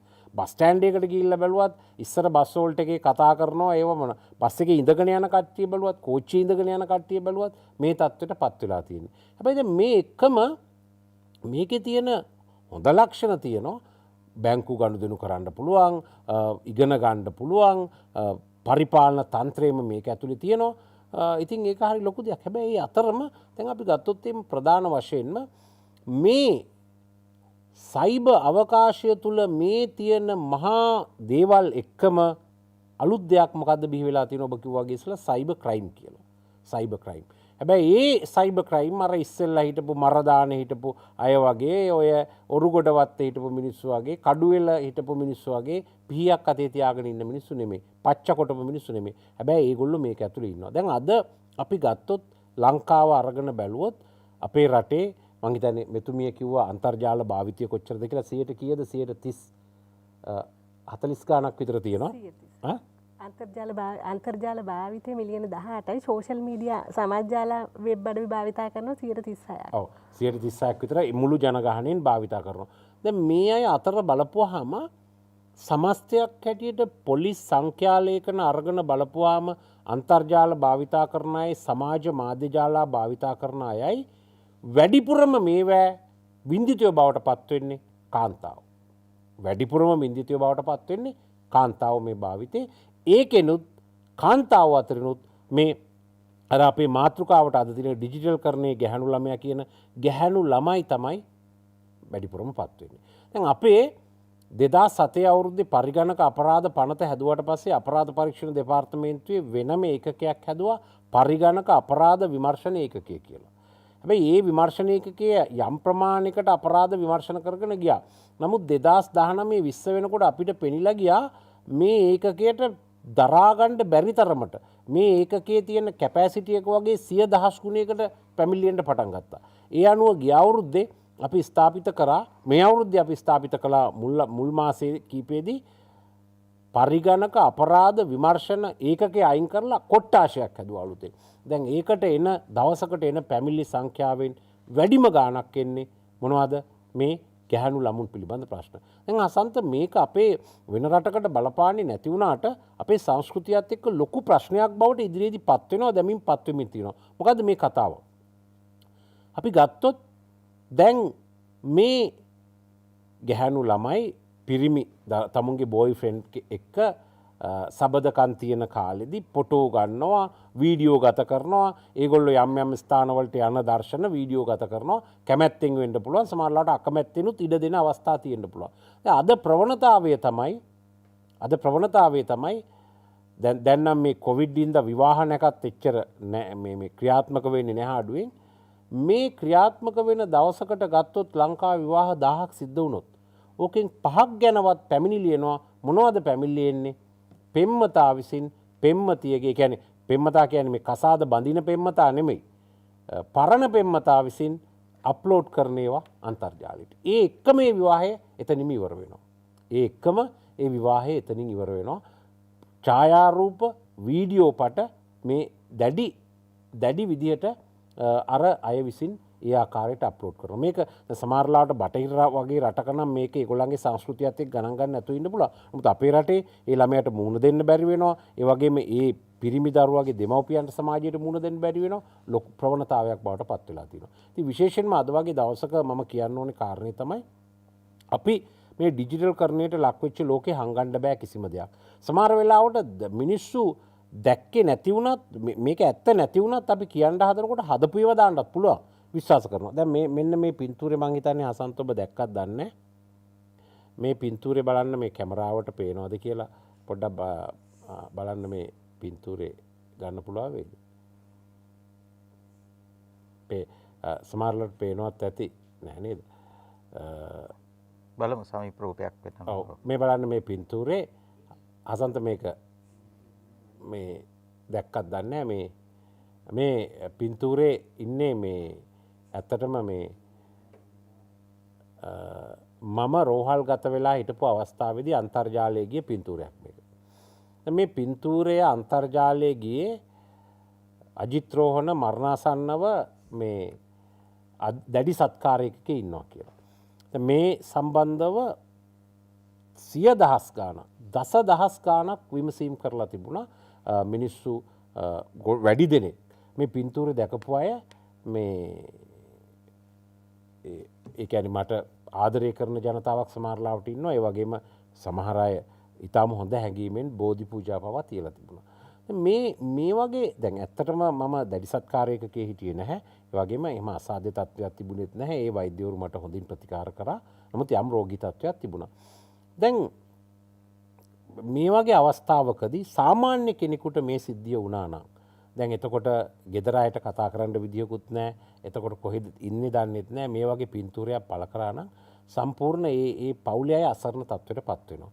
ඉතින් දැන් මේක අන්තර්ජාලයේ මිලියනයකට ආසන්න සංඛ්‍යාවක් මේ පින්තූරේ නරඹලා තිබුණා. හැමෝම හිතුවේ මම ඊටාම අසාධ්‍ය තත්ත්වේ මරණාසන්න තත්ත්වේ ඉන්නවා. ඉතින් ඒ අය නිසා මට සෙත් පතන්න ඒ වගේ කාරණාවලට පෙළඹිලා. ඒ වගේම තමයි මේකේ අනිත් පැත්ත. මේ හොඳ පැත්තට. නමුත් මේ පින්තූරේ මගේ පින්තූරයක් නෙමෙයි පිටරටක පින්තූරයක්. දැන් මේක මම හොයාගත්තා. ජෝර්දානයේ සිටින ජෝර්දානයේ ඉන්න ශ්‍රී ලාංකිකයෙකුට ලංකාවේ කෙනෙක් යවලා තියෙන්නේ. මේක මේ අපහාස කිරීමේ චේතනාවෙන් දාන්න තමයි නිකන් අර පොඩි විනෝදයක් ලබන්න දාන්න. ඉතින් එතකොට ඒ ජෝර්දානයේ ඉන්න එක්කෙනා ඩුබායි වල ඉන්න එක්කෙනෙකුට යවුවා. ඔහු සද්භාවයෙන් මට මේ කියන්නේ සුව වෙන්න කියලා ආශිර්වාද කරන්න ජනතාවට පණිවිඩයක් දෙන්න මේක දැම්මේ. ඉතින් ඇත්තටම ලංකාවෙන් ජෝර්දානයට ගිහිල්ලා ජෝර්දානෙන් ඩුබායි වලට ඇවිල්ලා එතනින් තමයි මේක අන්තර්ජාලයට මුසුනේ. දැන් මේ වගේ තමයි මේ ක්‍රියා කරන අයත් ඒ විදිහට තමයි කරන්නේ. ගොඩක් වෙලාවට පිටරටේ ඉන්න කාට හරි එක්කෙනෙකුට යවලා එතනින් ආපහු අප්ලෝඩ් කරලා මේ විදිහට තමයි එන්නේ. මේකේ තියෙන භයානකම තමයි හසන්ත මේ අන්තර්ජාලයේ පළවෙන බොහෝ දේවල් අසත්‍ය වුණත් මිනිස්සු දැක්ක හැටියෙම මේක ඇත්ත කියලා විශ්වාස කරනවා. ඒ විශ්වාස කිරීමේ ප්‍රතිඵලයක් හැටියට ඒකෙන් එන විපාකය ඊටාම දරුණු විදියට අපේ සමාජය තුළ බලපානවා. දැන් එක ළමෙක් කැල්පිටිය පැත්තේ මීට අවුරුදු කීපයකට ඉස්සෙල්ලා අසන්ත එයා හදාගත්තා ෆේක් ප්‍රොෆයිල් එකක්. එයාගේ පින්තූරේ වෙනුවට වෙන ගෑනු ළමයෙක්ගේ පින්තූරයක් දාපු ප්‍රොෆයිල් එකක් හදාගත්තා. හදාගෙන පිරිමි ළමයෙක් එක්ක chat කරන්න පටන් ගත්තා. chat කරන්න පටන් අරගෙන ඉතින් හම්බෙන්න දැන් මේ WhatsApp එකෙන් හරි Skype එකෙන් හරි කතා කරමු මූණට මූණ කියනකොට පොඩ්ඩක් වහගෙන තමයි කතා කරන්නේ. මාස ගාණක් කතා කරලා ළමයා කිව්වා නෑ මට බලන්න ඕනේ කියලා ගෙදර ආවා. ඒ ගෙදර එනකොට ඇත්තටම මේ පින්තූරේ ඉන්නේ අනෙමෙයි එයා හොඳටම දන්නවා. ඊට වැඩි පොඩ රූපෙන් අඩු ගැහණු ළමෙක් අන්තිමට ඇය සියදි විනාසා ගත්තා. ඇය සියදි විනාසා ගැනීමක් සිදු කරා මොකද එයා එහෙම නෙමෙයි කියලා. ඉතින් ඒ වගේ මේ අද මේ ෆේක් ප්‍රොෆයිල් කියන එක ගොඩක්ම ලොකු ප්‍රශ්නයක්. අසත්‍ය දේවල්. දැන් අපි හිතුවොත් එහෙම මම Facebook account එකක් හදාගෙන මගේ යාළුවෝ 4999ක් මේකට ඇඩ් කරගන්නවා කියලා මට ඉන්නවනේ 4999ක් යාළුවෝ. මට ෆ්‍රෙන්ඩ්ස්ලා ඉන්නවනේ 5000ම ඉන්නවනේ ෆ්‍රෙන්ඩ්ස්ලා කියලා බොහොම ලස්සනට කියනවා. හැබැයි මතක තියාගන්න ඕනේ අසන්ත මේකේ ඉන්න හැම යාළුවෙක්ම හැබැයි යාළුවෝ නෙමෙයි. වැඩිපුර කමෙන්ට් දානවා you are very beautiful, excellent, sweet, මල, රෝස මල් ඒවා ඔක්කොම දානවා. හැබැයි ඒ දාන ඒවා මගේ පින්තූරයක් ගාන දාන්නේ මම කියන්නේ මගේ නෙමෙයි. දැන් ඒ ගෑනු ළමයි ඒ විදිහට පින්තූර ඒ දාන ගානේ දානවා. රෝස මලක් දානවා, අත්පුඩි ගහනවා දානවා, මෙහෙම කරනවා දානවා. හැබැයි මතක තියාගන්න තියෙන්නේ ඒ කමෙන්ට් දාන හැම අයම සැබෑ යාළුවෝ නෙමෙයි. මේක අතරේ ඉන්නවා මංකොල්ලකාරයෝ, මේ යාළුවෝ අතරේ ඉන්නවා හොරු, මේ අතරේ ඉන්නවා ස්ත්‍රී දූෂකයෝ, මේ අතරේ ඉන්නවා ළමා අපයෝජකයෝ, මේ අතර ඉන්නවා අපහාස කරන්න බලාගෙන ඉන්න අය, මේ අතර අපි නොදන්න අපේ යාළුවෝ වගේ ඉන්න අයත් මේක ඇතුලේ ඉන්නවා. ඉතින් ඒක නිසා මතක තියාගන්න ඕනේ මේ අන්තර්ජාලයේ ඉන්න හැම යාළුවෙක්ම හැබෑ යාළුවෙක් කියලා ආශ්‍රය කරන්න ගියොත් ප්‍රශ්නයක්. ඊළඟ කාරණේ තමයි දැන් අපි හසන්ත තව එක සිද්ධියක් වාර්තා වුණා. දැන් මේකෙදි උනේ ඇය බිරිඳක්, තරුණ බිරිඳක් විවාහ වෙලා දරුවෝ හිටියේ නැහැ කෙටි කාලයයි. ඇගේ දුරකථනයට දිගින් දිගටම කෝල් එන්න පටන් ගත්තා රාත්‍රී කාලේ. දැන් අපිට මට එන්න පුළුවන්ද අපි ඒ සල්ලි ගෙවන්න ලෑස්ති. ඇය වාණිජමය ලිංගික කටයුතු වල යෙදෙන කාන්තාවක් විදිහට තමයි දාලා තිබුණේ. ඒකට ඇගේ සම්පූර්ණ විස්තර දාලා තිබුණා. ඇගේ දුරකථන අංක ඔක්කොම දාලා තිබුණා. මේල් ඇඩ්‍රස් ඔක්කොම දාලා තිබුණා. තරහකාරයෙක් කරලා තිබුණේ. මොකද්ද වෙලා තිබුණේ? අපි අන්තර්ජාලයට ෆේස්බුක් ගිණුමට නැත්තම් වෙන මොකට හරි අපේ තොරතුරු මුසු කරනකොට අපි එකතු කරනකොට අපි අපේ තියෙන දේවල් ඔක්කොම එකතු කරනවා. ගෙදර විස්තර, කාමර තියෙන ගාන, ඊමේල් ඇඩ්‍රස් එක, ලෑන්ඩ්ලයින් එක මේ ඔක්කොම එකතු කරනවා. ඉතින් මේක අපරාධකරුවන්ට හරිම හොඳ දෙයක්. අපරාධකරුවන්ට බ්ලැක්මේල් කරන්න, තමුන්ට අපහාස කරන්න විවිධ අවස්ථාවලදී ඊට පස්සේ තමුන් කවදාවත් නොදන්න කෙනෙක් කැමරා එක ඉස්සරහට ඇවිල්ලා ජීවිතේට දැකපු නැති එක්කෙනෙක් ඇවිල්ලා දැන් මෙහෙම සිදුවීම් දෙකක් වාර්තා වුණා. දැකපු නැති එක්කෙනෙක් ඇවිල්ලා ඇයට එහෙම නැත්නම් ඇඳුම් ඉවත් කරන්න, එහෙම නැත්නම් වෙනත් ආකාරයකට හැසිරෙන්න කිව්වහම කවදාවත් දැක්කේ නැති එක්කෙනෙක්ට ඒ විදිහට හැසිරුණා. ඊටාම කොළඹ බාලිකා විද්‍යාලයක ඉගෙන ගන්න ශිෂ්‍යාවක් කවදාවත් දැකලා තිබුණේ නැහැ. ඔහු පෙනී හිටියේ ඕස්ට්‍රේලියාවේ ඉන්න ඉගෙන ගන්න ශ්‍රී ලාංකීය ශිෂ්‍යයෙක් හැටියට. මාස 6ක් විතර ගියා. අන්තිමට මේ පින්තූර ටික ඔක්කොම එකතු කරලා අන්තිමට කිව්වා මට මෙච්චර ගාණක් දුන්නේ නැත්තම් මම මේක පබ්ලිෂ් කරනවා කියලා. මේක ප්‍රසිද්ධ කරනවා කියලා. දෙමව්පියෝ දෙන්නම ඉතාම වැදගත් වෘත්තීන් කරන දෙන්නෙක්. අතරම වෛද්‍යවරු දෙන්නෙක් දෙමව්පියෝ දෙන්නම. ඉතින් අන්තිමට ඒගොල්ලෝ තීරණය කරා මේ ඉල්ලන ගාණ දෙන්න. ඒ ගාණ දුන්නා. ඒ දුන්නට පස්සේ නැවතත් ඉල්ලන්න පටන් ගත්තා. ඊට පස්සේ තමයි මේක පොලිසියට ආවේ. මොකද තමුන්ගේ තරුණ දුවගේ ජාත්‍යන්තර පාසලකට යන එකම දියණියගේ මේ පින්තූර අන්තර්ජාලයට මුසු වුණොත් මොනතරම් ප්‍රශ්නයක්ද. ඉතින් මෙන්න මේ ආකාරයට තමයි අද අන්තර්ජාලය කටයුතු කරන්නේ මේ සයිබර් අවකාශය. ඒක නිසා තමුන් පළවෙනි දේ තමයි ගැහණු දරුවෝ හිතන්න ඕනේ. ඡායාරූප වලට පෙනී හිටීමේදී, වීඩියෝ පට ලබා ගැනීමේදී ඒ තමුන් පෙම් සබඳතා පවත්වන කාලේ ඉතාම ප්‍රවේශම් වෙන්න ඕනේ. මොකද අනාගතේ ඉතාම අඳුර වෙනවා. දැන් මාස 8කට විතර ඉස්සෙල්ලා මම දන්න විශ්වවිද්‍යාලයක එක්තරා වැදගත් වෘත්තියක් කරන තැනැත්තියක්, කතිකාචාර්යවරියක් විවාහ වුණා. ඊට පස්සේ දවසේ එය ඒවා අප්ලෝඩ් කරා අන්තිමට ඒ විශ්වවිද්‍යාලනුත් ඇයට අයින් වෙන්න සිද්ධ වුණා. මොකද ඇයට ළමයි ගාවට ගිහිල්ලා උගන්වන්න බෑ.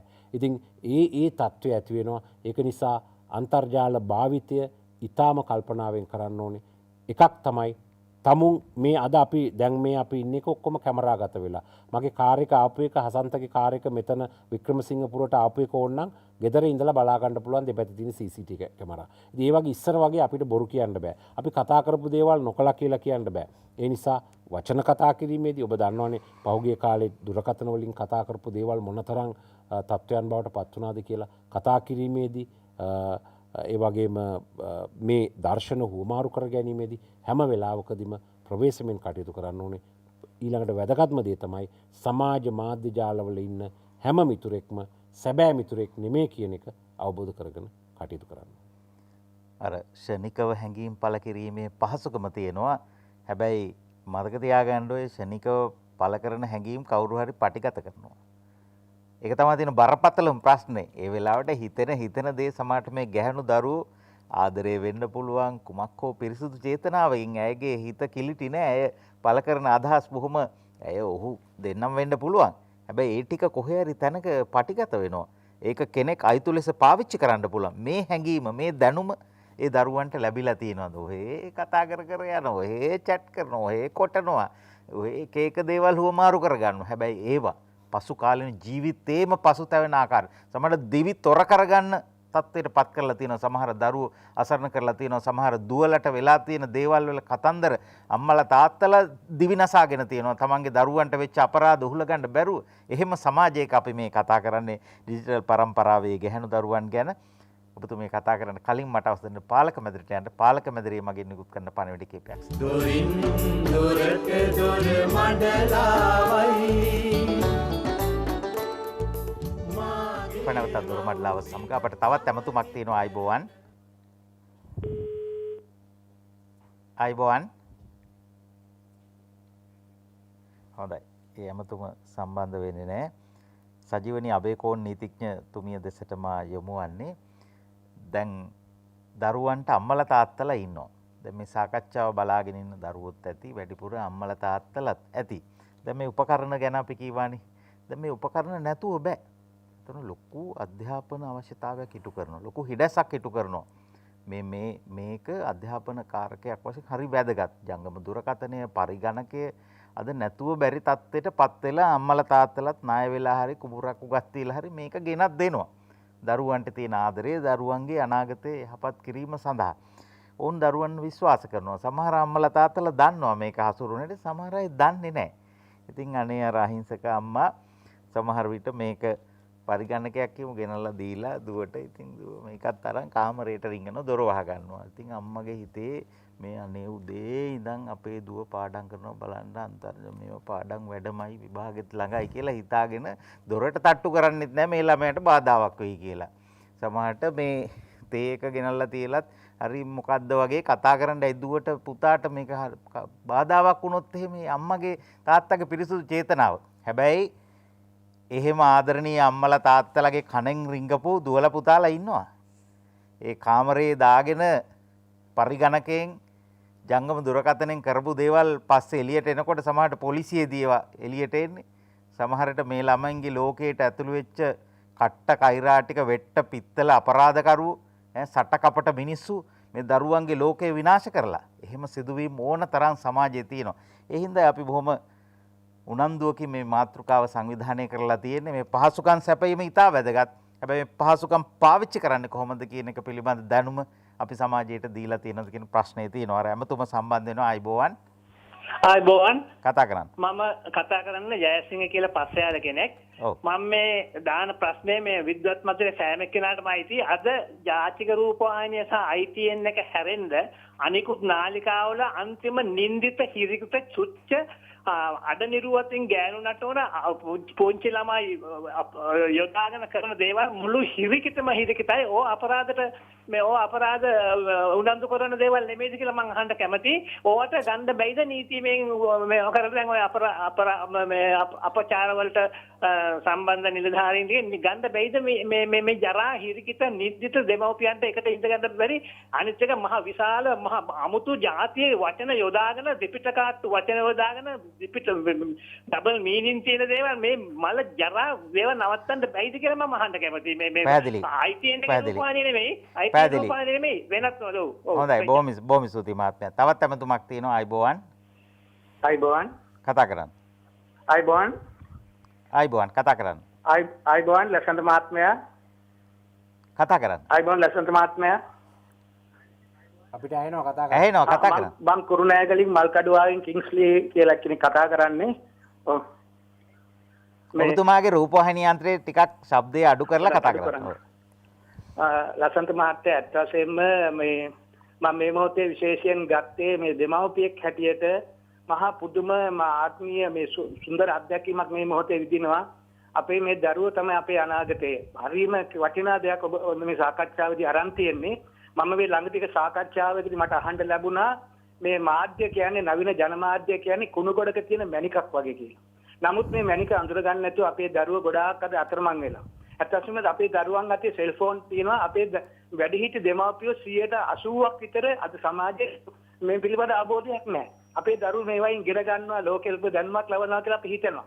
නමුත් මේ අදිතවන මහත්මයා මේ මොහොතේ පෙන්වා දෙනු කරුණ අනුව අපිට පේනවා අපේ දරුවෝ වඩාත් දරුවෝ පිරිසක් නොමග යනවා කියලා. ඉතින් මේක මහා ආශිර්වාදාත්මක වැඩසටහනක්. ඇත්ත වශයෙන්ම මේක මේ අගේ කළ යුතු වැඩසටහනක්. අපි මව්පියන්ගේ දරුවන්ගේ මේ තිරයෙන් එහා වෙන දේවල්. මේ අභිරහස්මේ ලෙස ළමයි නොමග යාම පිළිබඳ අවධි පිළිබඳව මේ විද්‍යාත් මණ්ඩලයටත් විශේෂයෙන් අධිතුරන් මහත්මයා ඇතුළු මේ විද්‍යාත් මණ්ඩලයට ලසන්ත මහත්මයාටත් ස්වාධීන රූපවාහිනියේ කාර්ය මණ්ඩලයටත් සභාපතිතුමාට සියලු දෙනාට ස්තුතිවන්ත වෙන්න ඕන. ආත්මීය ගමනක්. අපේ දරුවන්ව අවදි කිරීම පිළිබඳව ඔබට ගොඩාක් ස්තුතිවන්ත වෙනවා. මෙවැනි වැඩසටහන් නැවත නැවතත් කරන්නට කියලා මම ආරාධනා කරනවා. හොඳයි බොහොම ස්තුතියි අපේ නීතිඥතුමිය. ඔව් ඇත්තටම දැන් හසන්ත මේ මගේ අත්දැකීම නම් අපිට වාර්තා වෙන පැමිණිලි වලින් 30% වගේ තමයි නොදන්නා පුද්ගලයන්ගෙන් මේ හිංසනය වෙලා තියෙන්නේ. දැන් විශේෂයෙන්ම අපි සයිබාවකාශයෙන් එහාට ගියත් වැඩිපුරම ගෑනු ළමයින්ව ලිංගික අපයෝජන වලට ලක් කරලා තියෙන්නේ, ස්ත්‍රී දූෂණයට ලක් කරලා තියෙන්නේ නොදන්නා අය නෙමෙයි, දන්නා අය. එක්ක පෙම්වතා වෙන්න පුළුවන්, එහෙම නැත්නම් ඥාතියෙක් වෙන්න පුළුවන්, එහෙම නැත්නම් අසල්වැසියෙක් වෙන්න පුළුවන්. මේකම තමයි සයිබාවකාශය තුලට ගියාම මම අජිත් රෝහණ මහත්මයා කිව්වා වගේ මම පිළිගන්නවා නොදන්නා අයගෙන් මේක වෙන්න පුළුවන්. හැබැයි මට මගේ ජීවිතයේ මම නීතිඥවරියක් විදිහට දැන් අවුරුදු 15ක් වැඩ කරනවා. මට තියෙන අත්දැකීම තමයි මේ දන්නා අයම තමයි මේ ළමයින්ගේ කියන්නේ කාලයක් පෙම්වතා විදියට හිටපු කෙනෙක් වෙන්න පුළුවන්. එහෙම නැත්නම් මේ කියන්නේ ප්‍රේම යෝජනාවක් කරලා ප්‍රතික්ෂේප වීමේ පලිය ගන්න වෙන්න පුළුවන්. ඒ කියන්නේ අර ද්වේෂ සහගත ලෙස. සමහර විට ඉන්නවනේ දැන් ඒ කියන්නේ පස්සෙන් ගිහිල්ලා මේ එක කරගන්න බැරි වුණොත් එහෙම ඔන්න වෛර බඳිනවා. දැන් ඉස්සර ඒකට කරන්නේ ඔන්න මොකක් හරි මඩ පත්තරයක් ගහනවා මේ ගෑනු මෙහෙමයි කියනවා. අර මං කිව්වේ එකයි ඒකම ආපහු අර ඩිජිටල් මේ අවකාශයටත් අරන් ඇවිල්ලා. එතකොට ඒක ඩිජිටල් මඩ පත්තරයක් හදලා. එතකොට මේගොල්ලන්ගේ පරමාර්ථය තමයි මට මේක කරගන්න දුන්නේ නෑනේ. මට බෑ කිව්වනේ. වෙන මිනිහෙකුටනේ දැන් කැමතියි කිව්වේ මම අලවනවා හොඳ මඩක්. එහෙම කියලා සමහර අය ද්වේෂ සහගත ලෙස ෆොටෝස් යවන අය ඉන්නවා. දැන් ඔබට මම කියනම් එක උදාහරණයක් මේ ගිය සතියේ ආපු උදාහරණයක්. දැන් මේ මහත්තුරු කියනවා මේ ඇඟ පේන්න ඇඳලා ඒ වගේන් තමයි මේ මිනිස්සු පෙළඹෙන්නේ කියලා. නමුත් මේ ළමයා මගේ ළඟට ආව මුස්ලිම් දැරියක් අවුරුදු 16ක විතර දැරියක්. ඇය හොඳට පංජාබ් එකක් ඇඳලා ඔළුවත් වහගෙන මේ කිසිම ශරීර අවයවයක් ඉලිප්පිල්ලක් නැහැ. අවුරුදු 16ක ළමයෙක් මේ සාමාන්‍ය පින්තූරයක්. ඒ පින්තූරය අරගෙන මොකද්ද කරලා තියෙන්නේ? අර සයිබාවකාශයේ දාලා ඒ ළමයාගේ ෆෝන් නම්බර් එක දාලා මම මේ අහවලා මට කතා කරන්න. ඒ කියන්නේ මෙයා මේ ලිංගික වෘත්තියේ යෙදෙනවා වගේ තමයි අංගවලා තියෙන්නේ. එතකොට දැන් මොකද්ද මේක පින්තූරේ මේ ළමයා වැරදි විදියට ඉඳලා නැහැ. සාමාන්‍ය විදියට ඉඳලා තියෙන්නේ. එහෙමනම් ඊට පස්සේ අපි අර මේ ඇෆ්ගනිස්තානයේ තලිබාන් රටේ වගේ ගෑනු ළමයින්ට සම්පූර්ණයෙන්ම මේ ඩිජිටල් අවකාශය තහනම් කළාද මේ ප්‍රශ්නේ විසඳන්න යන්නේ. එතකොට ඔවුන්ගේ නිදහසට මොකද වෙන්නේ? එතකොට ඩිජිටල් අවකාශයේ පිරිමි අයට විතරක්ද එහෙනම් හැසිරෙන්න පුළුවන් වෙන්නේ. ඉතින් ඒක නිසා මම කියන්නේ මෙන්න මේ විදිහට මම පිළිගන්නවා යම්කිසි ආකාරයකින් මේක වැරදි විදිහට පාවිච්චි කරන අය ඉන්නවා. විශේෂයෙන්ම ඔය TikTok වගේ ඒවා හදලා දැන් යම් කිසි ආකාරයකින් නිරුවත පෙන්වන්න උත්සාහ කරන දේවල් ඒවා වැරදි තමයි. නමුත් ඒකම නෙමෙයි ප්‍රශ්නේ. දැන් අපේ සමාජයේ තියෙනවා මේ ප්‍රතික්ෂේප වීම මානුෂිකව දරා ගන්නෙ නැහැ. ඒ කියන්නේ ගැහැණු ළමයෙකුටත් තමන්ගේ ජීවිතයට අවශ්‍ය නැති අයව ප්‍රතික්ෂේප කරන්න අයිතිවාසිකම් තියෙනවා කියන එක මිනිස්සු පිළිගන්න කැමති නැහැ. ඒ කියන්නේ අපි හිතමු ගැහැණු ළමයෙක් පිරිමි ළමයෙක්ව ආශ්‍රය කරලා ටික කාලෙකින් හිතුනොත් එහෙම මේ මනුස්සයා මට ගැලපෙන්නේ නැහැ කියලා ගෑනු ළමයට ඕන තැනදී මේක නතර කරන්න බැරි ප්‍රශ්නයක් තියෙනවා. හැම වෙලේම පිරිමියට ඕන තැනදී තමයි මේක නතර කරන්න ඕනේ වගේ එකක්. ඒ කියන්නේ පිරිමියට ඕන නැති කිරි ළමයට ඕන නැති වෙලාවට නම් මේක නතර කරන්න මේ ප්‍රේම සබඳතාවය ඒකට ප්‍රචණ්ඩත්වයෙන් තමයි පිළිතුරු සපයන්නේ. ඉතින් ඕක තමයි ගොඩාක්ම තියෙන ওই ෆේක් accounts කියන ඒවා හදන්නේ දන්න අයම තමයි ගොඩක් වෙලාවට. මොකද ෆේක් accounts හදලා මට දැන් අම්මා කෙනෙක් කියනවා මේ මගේ ළමයාගේ වගේ ෆොටෝස් දාලා ෆේක් account එකක් හදලා ඒ කියන්නේ තව ගෑනු ළමයෙක් වගේම හදලා පිරිමි account එකක් නෙමෙයි. එතකොට මේ ළමයාගේ ඡායාරූප දාලා මේ සෙක්ස් chat කරනවා messenger එකේ. එතකොට අර ළමයාට තමයි ඒකෙන් හානියක් වෙන්නේ. මොකද මිනිස්සු හිතනවා මේ ළමයා තමයි මේ සංවාද කරන්න කියලා. එතකොට අන්න ඒ වගේ තත්ත්වයකට පත් වෙලා තියෙනවා. ඊට පස්සේ තව පැමිණිල්ලක් ආවා. ඒක නම් ගෑනු ළමයි පරිස්සම් වෙන්න ඕන දෙයක්. මේ ළමයාටත් අවුරුදු 16ක් විතර මේ ළමයාට කිව්වා ඔයාට මේ හොඳ ඇඟක් තියෙනවා. ඔයා ලස්සනයි. මොඩලින් කරන්න දාන්නම්. අවස්ථාවක් දෙන්නම්.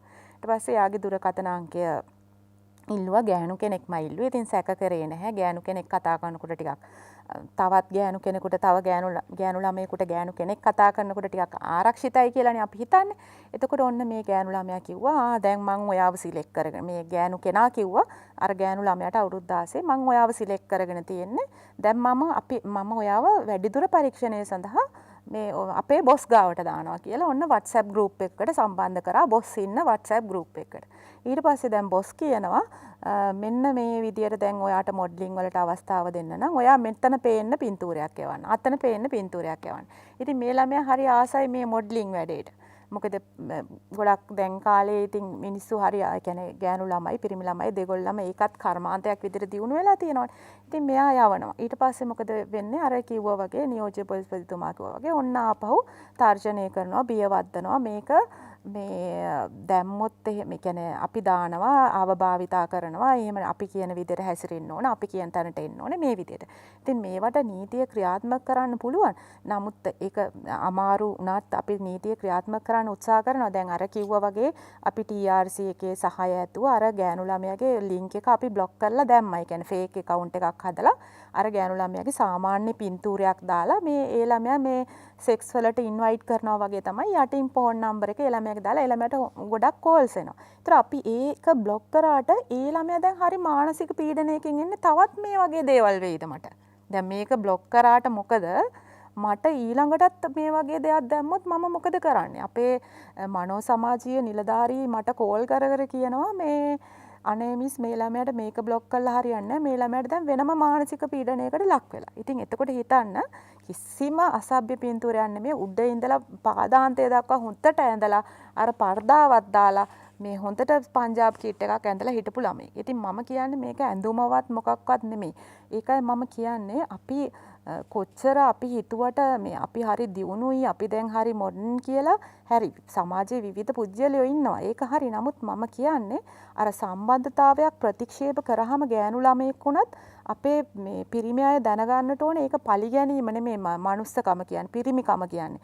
ඒ ළමයාට එපා නම් ඒකට ඉඩ දෙන්න ඕනේ. ඒකට මඩ ගහලා හරි ෆේක් accounts හදලා හරි එහෙම නැත්නම් අනිත් ගෑනු ළමයින්ට යවලා මේ වෙන පිරිමි WhatsApp group වල මෙයා නරක කෙනෙක් කියලා යවලා හරි ඒ විදිහට හිත දිනා ගන්න කියන්නේ ඒක ඇත්තටම මනුෂ්‍යත්වයේ පහත්කමක්. ඉතින් එතනදී ප්‍රශ්නයක් තියෙනවා මං හිතන. අනිත් එක තමයි දැන් අර මේ සමහර මේ දෙමව්පියොත් ඉන්නවා මේ අර ඔබ කිව්වා වගේ ගෑනු ළමයින්ට මේ දේවල් මේ කියන්නේ මේ දේවල් වලට යන්න එපා කියලා කියනවා. ඉගෙන ගත්තේ නැතත් ඕකේ අනිත් පැත්තක් තියෙනවා. දැන් ඉගෙන ගත්තේ නැතත් කමන්නේ අනේ මේ ওই ෆෝන් පාවිච්චි කරන්න ගිහිල්ලා අමාරු වෙట్లా මුළු මේ පවුලටම අවනම්බු කරන්න එපා කියලා සමහර වෙලාවට ගෑනු ළමයින්ගෙන් මේවා අරන් තියෙන දෙමව්පියෝ ඉන්නවා. එතකොට මොකක්ද එතන වෙන්නේ? එතකොට කෝ අර ළමයින්ට තියෙන සංවර්ධනයට තියෙන අයිතිවාසිකම ගෑනු ළමයෙක් වීම නිසා අහෝසි වෙනවා නම් එතන ප්‍රශ්නයක් තියෙනවා.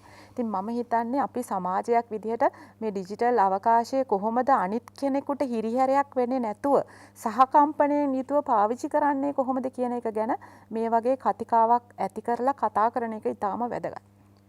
තහනම් කරලා වාරණය කරලා මේ ප්‍රශ්න විසඳ ගන්න පුළුවන්ද? තහනම වාරණයේ සමහර තැන්වල සමහර දේට උමනා වෙන්න පුළුවන් රටක් හැටියට ප්‍රතිපත්තිමේ තීන්දුව අරන් කරන වැඩ. හැබැයි සමහර දේවල් විශේෂයෙන් මේ සයිබර් අවකාශයේ මේ අන්තර්ජාලයේ මේ තියෙන තාක්ෂණික ලෝකයේ තුල තහනම වාරණය කියන නිකන් මකුළු දැලකින් හුලම් බදනවා වගේ වැඩක්. නිකන් කඩාගෙන යනවා ඕක අල්ලන්නේ.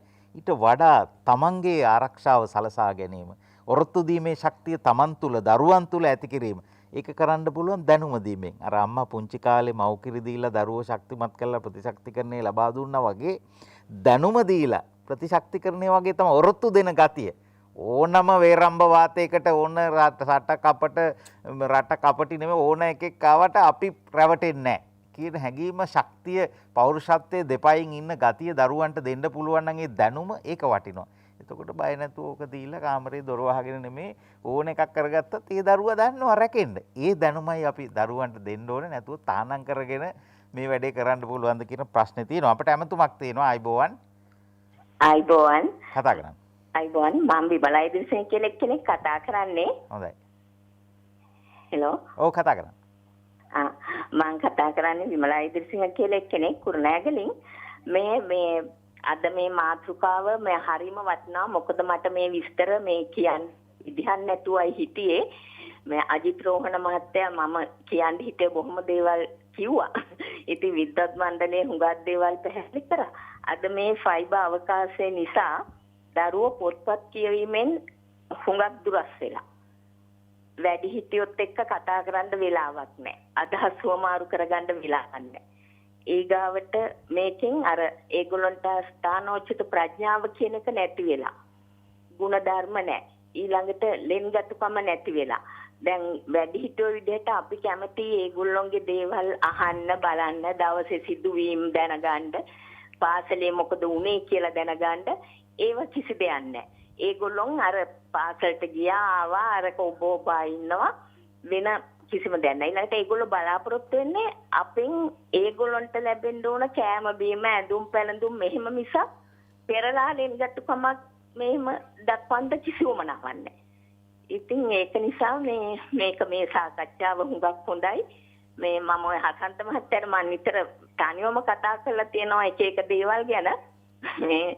ඉතින් මේක දැන් මොනවා හරි දෙයක් කරන්න බැරිද මේ නරක දේවල් වලට යොමු නොවෙන්න. පැහැදිලි. පේනවනේ මටත් ගෑන් ළමයි කතා කරනවා. හොඳයි බොහොම ස්තුතියි. වටිනා මම හිතන්නේ ඇත්ත අදහස් ටිකක් ඒ අත්දැකීම් ටිකක් දවන්න කිව්ව බොහොම වටිනවා. තවත් ඇමතුමක් තියෙනවා. අයිබෝවන්. හොඳයි ඒ ඇමතුම සම්බන්ධ වෙන්නේ අපේ විශේෂඥ වෛද්‍යතුමිය. මම කැමති මම ළමා සහ යෝන් මනස පිළිබඳ විශේෂඥ වෛද්‍යවරයෙක් විදිහට මෙම ඩිජිටල් අවකාශය සහ සයිබර් අවකාශය තුළ මේ සිදුවන අනතුරුදායක අත්දැකීම් නිසා මේ ගැහැණු දරුවන්ට මානසික පැත්තෙන් වෙන බලපෑම ගැන පොඩ්ඩක් විස්තර කරන්න.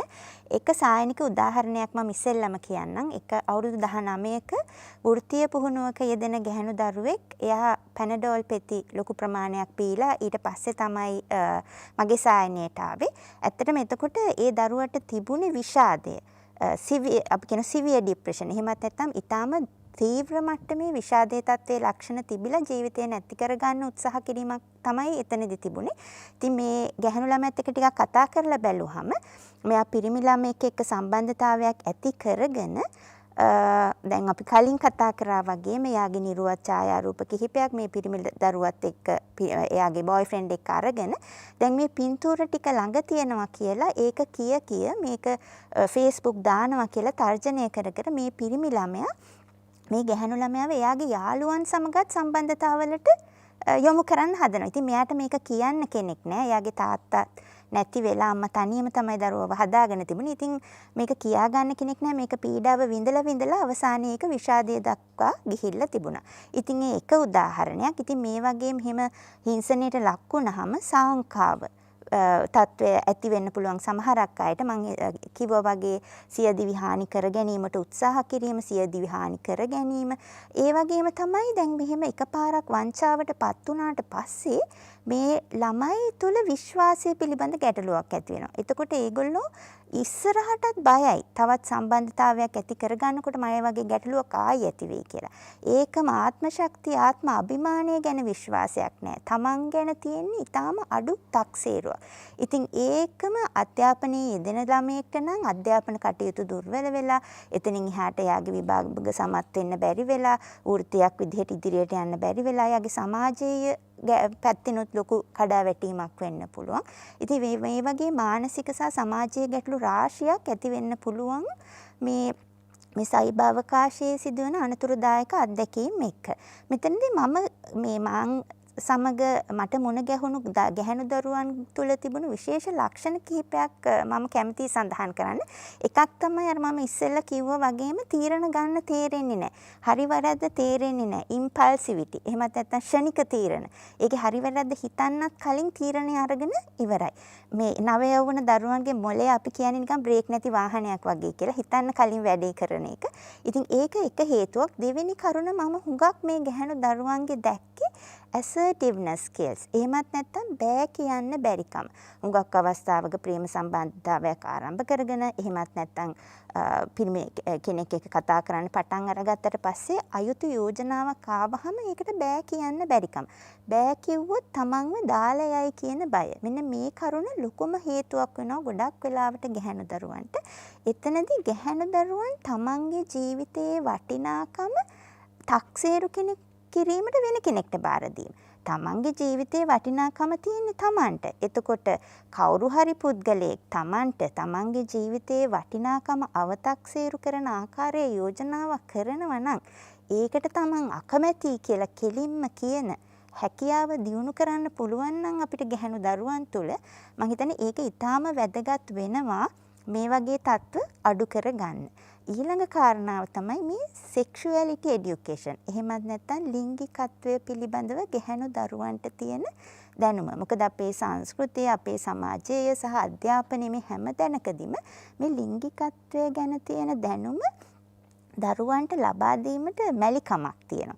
එතකොට මේ ලිංගිකත්වය පිළිබඳ දැනුම කියලා කියන්නේ ඒක පුංචි කොටසක් නෙවෙයි. ඒක පුළුල්ව කතා කරනවා නම් ලිංගික වර්ධනය, ප්‍රජනන පද්ධතිවල වර්ධනය, ලිංගික සම්බන්ධතා, ඒකම තවත් කෙනෙකුට ගෞරව කිරීම, පුද්ගල සම්බන්ධතා පවත්වා ගන්න ආකාරය, සංනිවේදන කුසලතා, මම ඉස්සෙල්ලා කිව්වා වගේ assertiveness skills, එහෙමත් නැත්නම් බෑකීමේ හැකියාව, අන්න ඒ වගේ කරුණු රාශියක්. ඒ වගේම පෞල් සැලසුම් ක්‍රම, මේ හැම දෙයක්ම ලිංගික ආශ්‍රිතව ඇතිවන රෝග, මේ හැම දෙයක් ගැනම සහ තමන් ආරක්ෂා විය යුතු ආකාරය, තමන්ගේ ජීවිතයට වටිනාකමක් දිය යුතු ආකාරය, මේ හැම දෙයක්ම ඇති පුළුල් ආකාරයේ අධ්‍යාපනයක් තමයි දරුවන්ට ලබා දෙන්න ඕනේ. එතකොට මේ ආකාරයේ පුළුල් ලිංගිකත්වය පිළිබඳ දැනුමක් දරුවන්ට ලබා දෙන්න පුළුවන් නම් බොහෝ විට මෙවැනි සිදුවීම් අවම කරගැනීමේ හැකියාවක් තියෙන්න පුළුවන්.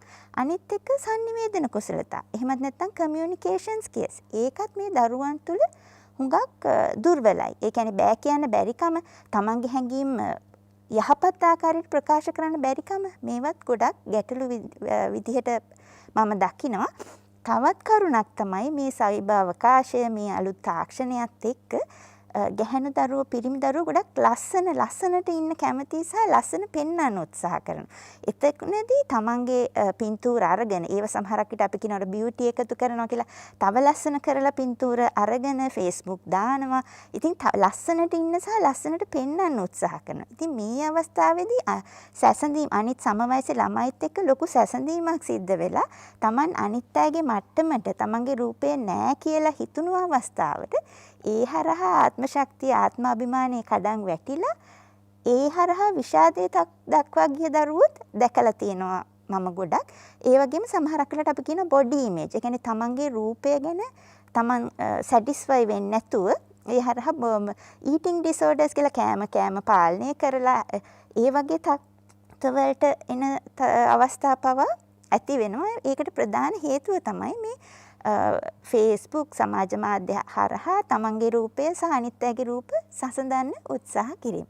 ඒ වගේම මේ අලුත් සමාජයේ ගෑනු දරුවන්ගේ තියෙන ලොකු තවත් වෙනසක් තමයි ඒගොල්ලන්ගේ ජීවිතයේ වටිනාකම ඒගොල්ලෝ මනින්නේ බාහිර රූපයෙන්. දැන් දරුවෙක් විදිහට සමාජයට යනකොට පරිපූර්ණ පුද්ගලයෙක් වෙන්න රූපය කියන්නේ එක පුංචි කොටසක් විතරයි. ඒ වගේම තව දියුණු කළ යුතු කුසලතා ගොඩාක් තියෙනවා. ප්‍රොබ්ලම් සොල්විං එහෙමත් නැත්නම් ප්‍රශ්න විසඳා ගැනීමේ හැකියාව, බැහැකීමේ හැකියාව, sannivedana කුසලතා, දෙයක් දරා ගැනීමේ හැකියාව, සංවිධානය කිරීම, තවත් පුද්ගලයන් සමග ඇසුරු කිරීම, තවත් පුද්ගලයන්ගේ හැඟීම් හඳුනා ගැනීම, මේ වගේ කරුණු රාශියක එකතුවක් තමයි ටීම් වර්ක්. ඒ කියන්නේ කණ්ඩායමක් එක වැඩ කිරීමේ හැකියාව. මේ කරුණු රාශියක එකතුවක් තමයි පරිපූර්ණ පුද්ගලයෙකු වීමට අවශ්‍ය වෙන්නේ. ඉතින් එතකොට මේ දැන් නූතන පරම්පරාව තමන්ගේ ජීවිතයේ ලොකුම වටිනාකම බාහිර රූපයට දීමත් ගොඩක් ගැටලු වලට හේතුවක් වෙනවා කියලා මම හිතනවා. ඔබ මතක් කළා බෑ කියන්න බැරිකම. ඒක පුද්ගල ජීවිතයට වගේම සමාජ ජීවිත රටකට වුණත් ඔය බෑ හැම වෙලාවෙම බෑ කියාගත්ත එක නම් හරිය නිකන් මුස්පේතු වැඩක්. මේ ඕන දෙයකට බෑ කියා ගන්න එක නෙවෙයි මං කියන්නේ. සමහර දෙයට බෑ කියන්න දරුවන්ට පුළුවන්. හරි දෙයට හරි කියන්න. පුළුවන් දෙයට පුළුවන් කියලා අත උස්සන්න. හැබැයි වැරදි දෙයට බෑ කියන්න අපි දරුවන්ට පුරුදු කරන්න ඕනේ. එහෙම පුරුදු වෙච්ච අය ලොකු වුණාම අපි එදා ළමා දිනෙත් ওই කාරණාව කතා කළා. මුල් ළමාවියේ ඉඳලම දරුවන්ට පෞරුෂත්වය හදනවා කියන්නේ ඒක තමයි. හොඳට දෙපය හදන්න ඕනේ, දෙපයින් නැගී හිටින්න. දෑත හදන්න ඕනේ, වැඩ කරන්න, රට ගොඩනගන්න, මාතෘ භූමිය රැක ගන්න. හොඳ කටක් හදන්න ඕනේ, අයුක්තියට අසාධාරණයට කතා කරන්න. හොඳ හිසක් හදන්න ඕනේ, කෙලින් හිස තියාගන්න. හොඳ කොන්දක් හදාගන්න ඕනේ, ඍජුව ඉන්න. අත උස්සන්න පුළුවන් විදිහට අත හදන්න ඕනේ. හරි දෙයට අත උස්සන්න, වැරදි දෙයට වැරදි කියන්න. බෑ කියන්න බැරි අයුතු යෝජනාවකට බෑ කියන්න බැරිකම මේක සමාජයේටම ප්‍රශ්නයක්. මේ තමන්ගේ ජීවිතේ රැකගන්න බැරි නම් බෑ. අයුතු දෙයක් આવොත් එහෙම තමන්ට අවාසි සහගතයි. තමන්ට පාඩුත් වෙනවා. බෑ කියන්න ගිහිල්ලා සමහර ආයතනවල රටේ වුණා සමහර දේවල් වලට බෑ කියන්න ගිහිල්ලා අපට ලොකු පාඩු වෙන්න පුළුවන්. ඕන කෙනෙකුට ඔබතුමාට උනා වෙන්න පුළුවන්. ඔබතුමීට වෙන්න පුළුවන්. අපිටත් වෙන්න පුළුවන්. බෑ කියන්නේ. හැබැයි ඒක තමයි අපේ පෞරුෂත්වය. ඒක දරුවන්ට කියලා දෙන්න ඕනේ. ඒක අම්මලා තාත්තලාගේ වගකීමක්. මේ බේරෙන්න පරිස්සමට ආරක්ෂාවටත් ඒක වැදගත් වෙනවා. පතිරණ මාත්මී. සමා වෙන්න තව ඇමතුමක් තියෙනවා සවන් දීලා ඉපු නේද? ප්‍රශ්න ගලාගෙන එනවා. ඉතින් සමාජයේ තියෙන ප්‍රශ්න අපි කීපයකට අවස්ථාව සලසා දෙමු. අයිබෝවන්. හෙලෝ. ඔව් කතා කරන්න. අයිබෝවන් ඔබතුමාට ස්තුතිවන්ත වෙනවා ප්‍රථමයෙන්ම අජිත් රෝහණ මෙතුමා ඇතුළු ගරු විද්වත් මණ්ඩලයෙන් අවසරයි. දැන් මම අද පුවත්පතක දැක්කා ගිය අවුරුද්දේ පමණක් ළමා අපචාර සිද්ධීන් 4095ක් වෙලා තියෙනවා. එතකොට මේක සාමාන්‍යයෙන් දවසට බැලුවාම ළමා අපචාර 11ක් දවසට වෙලා තියෙනවා. එතකොට දැන් මේ දැන් එතකොට ප්‍රශ්නේ තියෙන්නේ විශාල මංකොල්ලා කෑමකදී විහිළුවකදී නොඑක් සාක්ෂි තියෙනවා. විද්‍යාත්මක සාක්ෂි, ඇතින්දුරු සාක්ෂි. දැන් මේ සයිබර් අපරාධයක් වෙනකොට කොහොමද සාක්ෂි හොයාගන්නේ? අපේ දඬනීය සංග්‍රහයේ මොනවද මේකේ අලුතෙන් ඇතුළත් කරලා තියෙන්නේ කියලා දැනගන්න කැමතියි. අනික අපි දැන් යම්කිසි විෂයක් පිළිබඳව පොතක් කියවනකොට පොතේ යම් වැරද්දක් නොපැහැදිලි දෙයක් කියනවා කට්ටුවකින් අහගන්න පුළුවන්. නැත්නම් අඩුම ගානේ ප්‍රකාශකයින්ගෙන් ඒක අහගන්න පුළුවන්. අපි සයිබර් එකේ ඔය දැන් ඉන්ටර්නෙට් එකේ ගිහිල්ලා හුඟක් වෙබ්සයිට් වල තියෙනවා බොහොමයක් බොරු. අපි ඒව කොහොමද ඇත්තද නැද්ද කියලා දැනගන්නේ? හොඳයි. පැහැදිලි. බොහොම ස්තුතියි. අපේ මේනකා පතිර මහත්මිය. දැන් අජිත් රෝහණ මහත්මයා ප්‍රකාශ කර ඇත්තම ජංගම දුරකථන මේ සයිබර් අවකාශය බොහෝ දේවල් වලට අපේ ජීවිතවලට ආදේශක බවට පත් වුණා කියලා. කෙසේ නමුත් දැන් මගේ අත්දැකීමට අනුව මම කියන්න කැමතියි ඔබට සිටින හොඳම මිතුරා, හොඳම උපදේශකයා බවට නම් ඒක හරහා හොයාගන්නට එපා. ජංගම දුර සමහර වෙලාවට කැමරාවට, ටෝච් එකට, කැල්කියුලේටරයට හැම දෙයකට මේක ආදේශක වුණත් තමන්ගේ ජීවිතයට උපදේශකවරයෙක් තමන්ට ඉන්න හොඳම මිතුරා ඒ හරහා හොයා ගන්නට එපා කියලා. මොකද ජංගම දුර මේ හරහා මේ සමාජ මාධ්‍ය ජාලා හරහා අපිට හමු වෙන පුද්ගලයන් අපේ අත්දැකීමට අනුව මේ බොහෝ දෙනෙක් අපිට බොහෝ බලපෑම් කර හැකි පුද්ගලයන් බවට පත්වෙච්ච අවස්ථා තියෙනවා. ඒ කියන්නේ අපි මේ විදිහට සමාජ මාධ්‍ය ජාලා වෙබ් අඩවිවල Facebook එකේ විශේෂයෙන්ම අපි අපි බොහෝ මිතුරන් අර විදිහට එකතු කරගන්නවා. සමහර අවස්ථාවලදී අපි නොදන්නා එකතු කරගන්නවා ඇති. අපි හැසිරීමත් රටාවත් සමග ඔවුන් අපි අඳුන ගන්නවා. ඔවුන් අපි අඳුන ගන්නත් පස්සේ මට එක්තරා අත්දැකීමක් තියෙනවා. මෙසෙන්ජර් හරහා පණිවිඩයක් එනවා. ඔහු මෙසෙන්ජර් හරහා chat කරනවා. බ්‍රිතාන්‍ය ජාතිකයෙක්. ඉතින් බොහොම හොඳින් කතා බස් කරනවා. සෑහෙන කාලයක් බොහොම මිතුරුදම් කරගෙන යනවා. උසස් නිලධාරණියක්. ඉන්පසුව මෙයාට තෑග්ගක් එවනවායි කියලා. ඒ තෑග්ග වෙනුවෙන් ටිකක් තෑග්ග ගැන කතා කරලා ඉන්පසුව කියනවා යම්කිසි මුදලක් බැංකුවට දාන්න කියලා. ඒ තෑග්ග ගැනීමට බදු වශයෙන්. ඉතින් මේ වරින් වර මේ ආකාරයට දානවා. යම්කිසි අවස්ථාවකදී ඉතින් ඇයට එයාගේ මිතුරන් කියනවා මේක ඕක වංචාවක් විය හැකි. ওই තරම් මුදලක් දාන්න එපා කියලා. ලක්ෂ 5මාරක් 6ක් දානකොට කියනවා ඕක දාන්න එපා නවත්තන්න කියලා. එතකොට මෙයා හිතනවා නෑ මේ මගේ ළඟම ඉන්න මිතුරා මට මොකක් හරි මේ ඊර්ෂ්‍යාවට වෙන්න ඇති කියන්නේ. මගේ අර මගේ සමාජ ජාලා වෙබ් අඩවියේ ඉන්න මගේ මිතුරා තමයි මේ මට හොඳම මිතුරා කියලා හිතාගෙන එයා ලක්ෂ 18ක් වෙනකල් එහෙම මුදල් දානවා. ඉන්පසුව තමයි ඇයට තේරෙන්නේ වංචාවකට හසු වුණා කියලා. ඉතින් අතරම මේ වගේ මේ ආකාරයේම මූල්‍ය වංචාවට මේ ආකාරයෙන් බ්‍රිතාන්‍ය ජාතිකයන් මිතුරන් බවට පත් වෙලා මේ ආකාරයේ මූල්‍ය වංචාවලට ආසු වෙච්ච කාන්තාවන් 4-5 දිනකෙම එකම ආකාරයේ පැමිණිලි අපට ලැබෙන්නට පටන් ගත්තා. මේකින් අපිට තේරුණේ ඇතරම මේ අන්තර්ජාලය හරහා හම්බ වෙන පුද්ගලයන් අපිට විශේෂයෙන් විශාල බලපෑමක් කර හැකි පුද්ගලයෙක් බවට පත් වුණා කියලා. ඒතරම දරුවන්ටත් මේ වගේ තමයි. ඇතරම මේ අද වෙනකොට අපිට කැමැත්තෙන් හෝ නොකමැත්තෙන් අපි දරුවන්ගෙන් ඈත් කරපු ජංගම දුරකථන දරුවන්ට දෙන්න සිද්ධ වෙලා තියෙනවා. ඉතින් ඇතරම මේ වගේ වෙලාවකදී අපි අධ්‍යාපන කටයුතු අඛණ්ඩව කරගෙන WhatsApp group හදා ඒ පාසලේ කරගෙන ගිය කර්තව්‍යයන් කිසිම අඩුවක් නැතුව කරගෙන යන්න සිද්ධ පුළුවන් වෙලා තියෙනවා. ඉතින් මේ group හරහා සම්බන්ධ වෙන්නේ කවුද කියලා දෙමව්පිය දැනගන්න ඕනේ. මේ group හරහා මොන වගේ ඡායාරූපද ඔවුන් හෝ මාරු කරන්නේ මොන වගේ දේවල්ද chat කරන්නේ කවුද ඒ හරහා ඉන්නේ මිතුරෝ. ඒ වගේම අපි යම්කිසි පන්තියකට දරුවෙක් සම්බන්ධ වුණා නම් ඒ ගෲප් එක හරහා නැතුව ගෲප් එකට අමතරව වුන් සමග වෙන පෞද්ගලික chat කරනවා නම් ඒවා අන්න ඒ වගේ මේ දරුවන්ව සෑහෙන විදිහට දරුවන්ව මෙහෙ යවන්න ඒගොල්ලන්ට උපදෙස් දෙන්න දෙමව්පියෝ වග බලා ගන්න ඕනේ. නැත්නම් මේ විදිහට අපි ඩිජිටල් කරණය හා දරුවා කියන එක ගැන කතා කරත් ඔවුන්ටත් ඇත්තටම අපි දෙමව්පියන් වශයෙන් අපිට යුතුයකමක් තියෙනවා. තාක්ෂණය අතින් ඔවුන් ඉහළ වෙන්න පුළුවන් මම මුලින් කිව්වා වගේ අත්දැකීම් ජීවිත අත්දැකීම් අතරින් දෙමව්පියෝ තමයි ඉදිරියෙන් ඉන්නේ. ඉතින් මට සමහර අත්දැකීම් තියෙනවා. සමහර දෙමව්පියෝ මම පෞද්ගලිකව දැනගෙන තියෙනවා. දරුවා පන්තියේ ඉවර වෙනකල්ම ඊළඟ වාඩි වෙලා ඉන්නවා. මොනවද එයා කරන්නේ කියලා. ඉතින් ඇත්තටම හැම දෙමව්පියෙකුටම මේ විදිහට වාඩි වෙලා ඉන්න බැරි වෙන්න පුළුවන්. ඒ වුණාට ඒ සම්බන්ධයෙන් විවිධාකාර විකල්ප ක්‍රම උන්ට භාවිතා කරන්න පුළුවන්. ඒ දුරකථනයේ පරිහරණය කිරීම සම්බන්ධයෙන් ඒ සිම්පත දෙමව්පියන් නමට තියෙන්න පුළුවන්. ඉන්පසු ඒ කරපු දේවල් අධීක්ෂණය කරන්න පුළුවන්. සමහර දරුවෝ ගේම්ස් වලට වගේ ක්‍රීඩා වලට ගිය අවස්ථා තියෙනවා.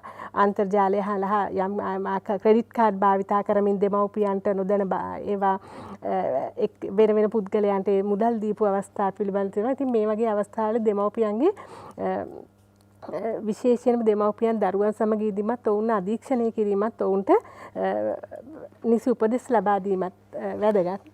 ඒ වගේම සමහර අවස්ථා තියෙනවා සමහර දරුවෝ තමන් ඉන්න එක්තරා පාසලක අවසාන අවස්ථාවේදී ඔවුන් යම්කිසි පාටියක් ඔවුන් උත්සවයක් තිබුණා. ඒක තමන්ගේ මිතුරියකට යවුවා. ඒ සද්භාවයෙන් ඇය වෙනත් ගෲප් එකකට යවුවා. මේ ආකාරයෙන් මේක සමාජය තුළ සංසරණය වෙන්න විනාඩි ගණනක් ගියේ.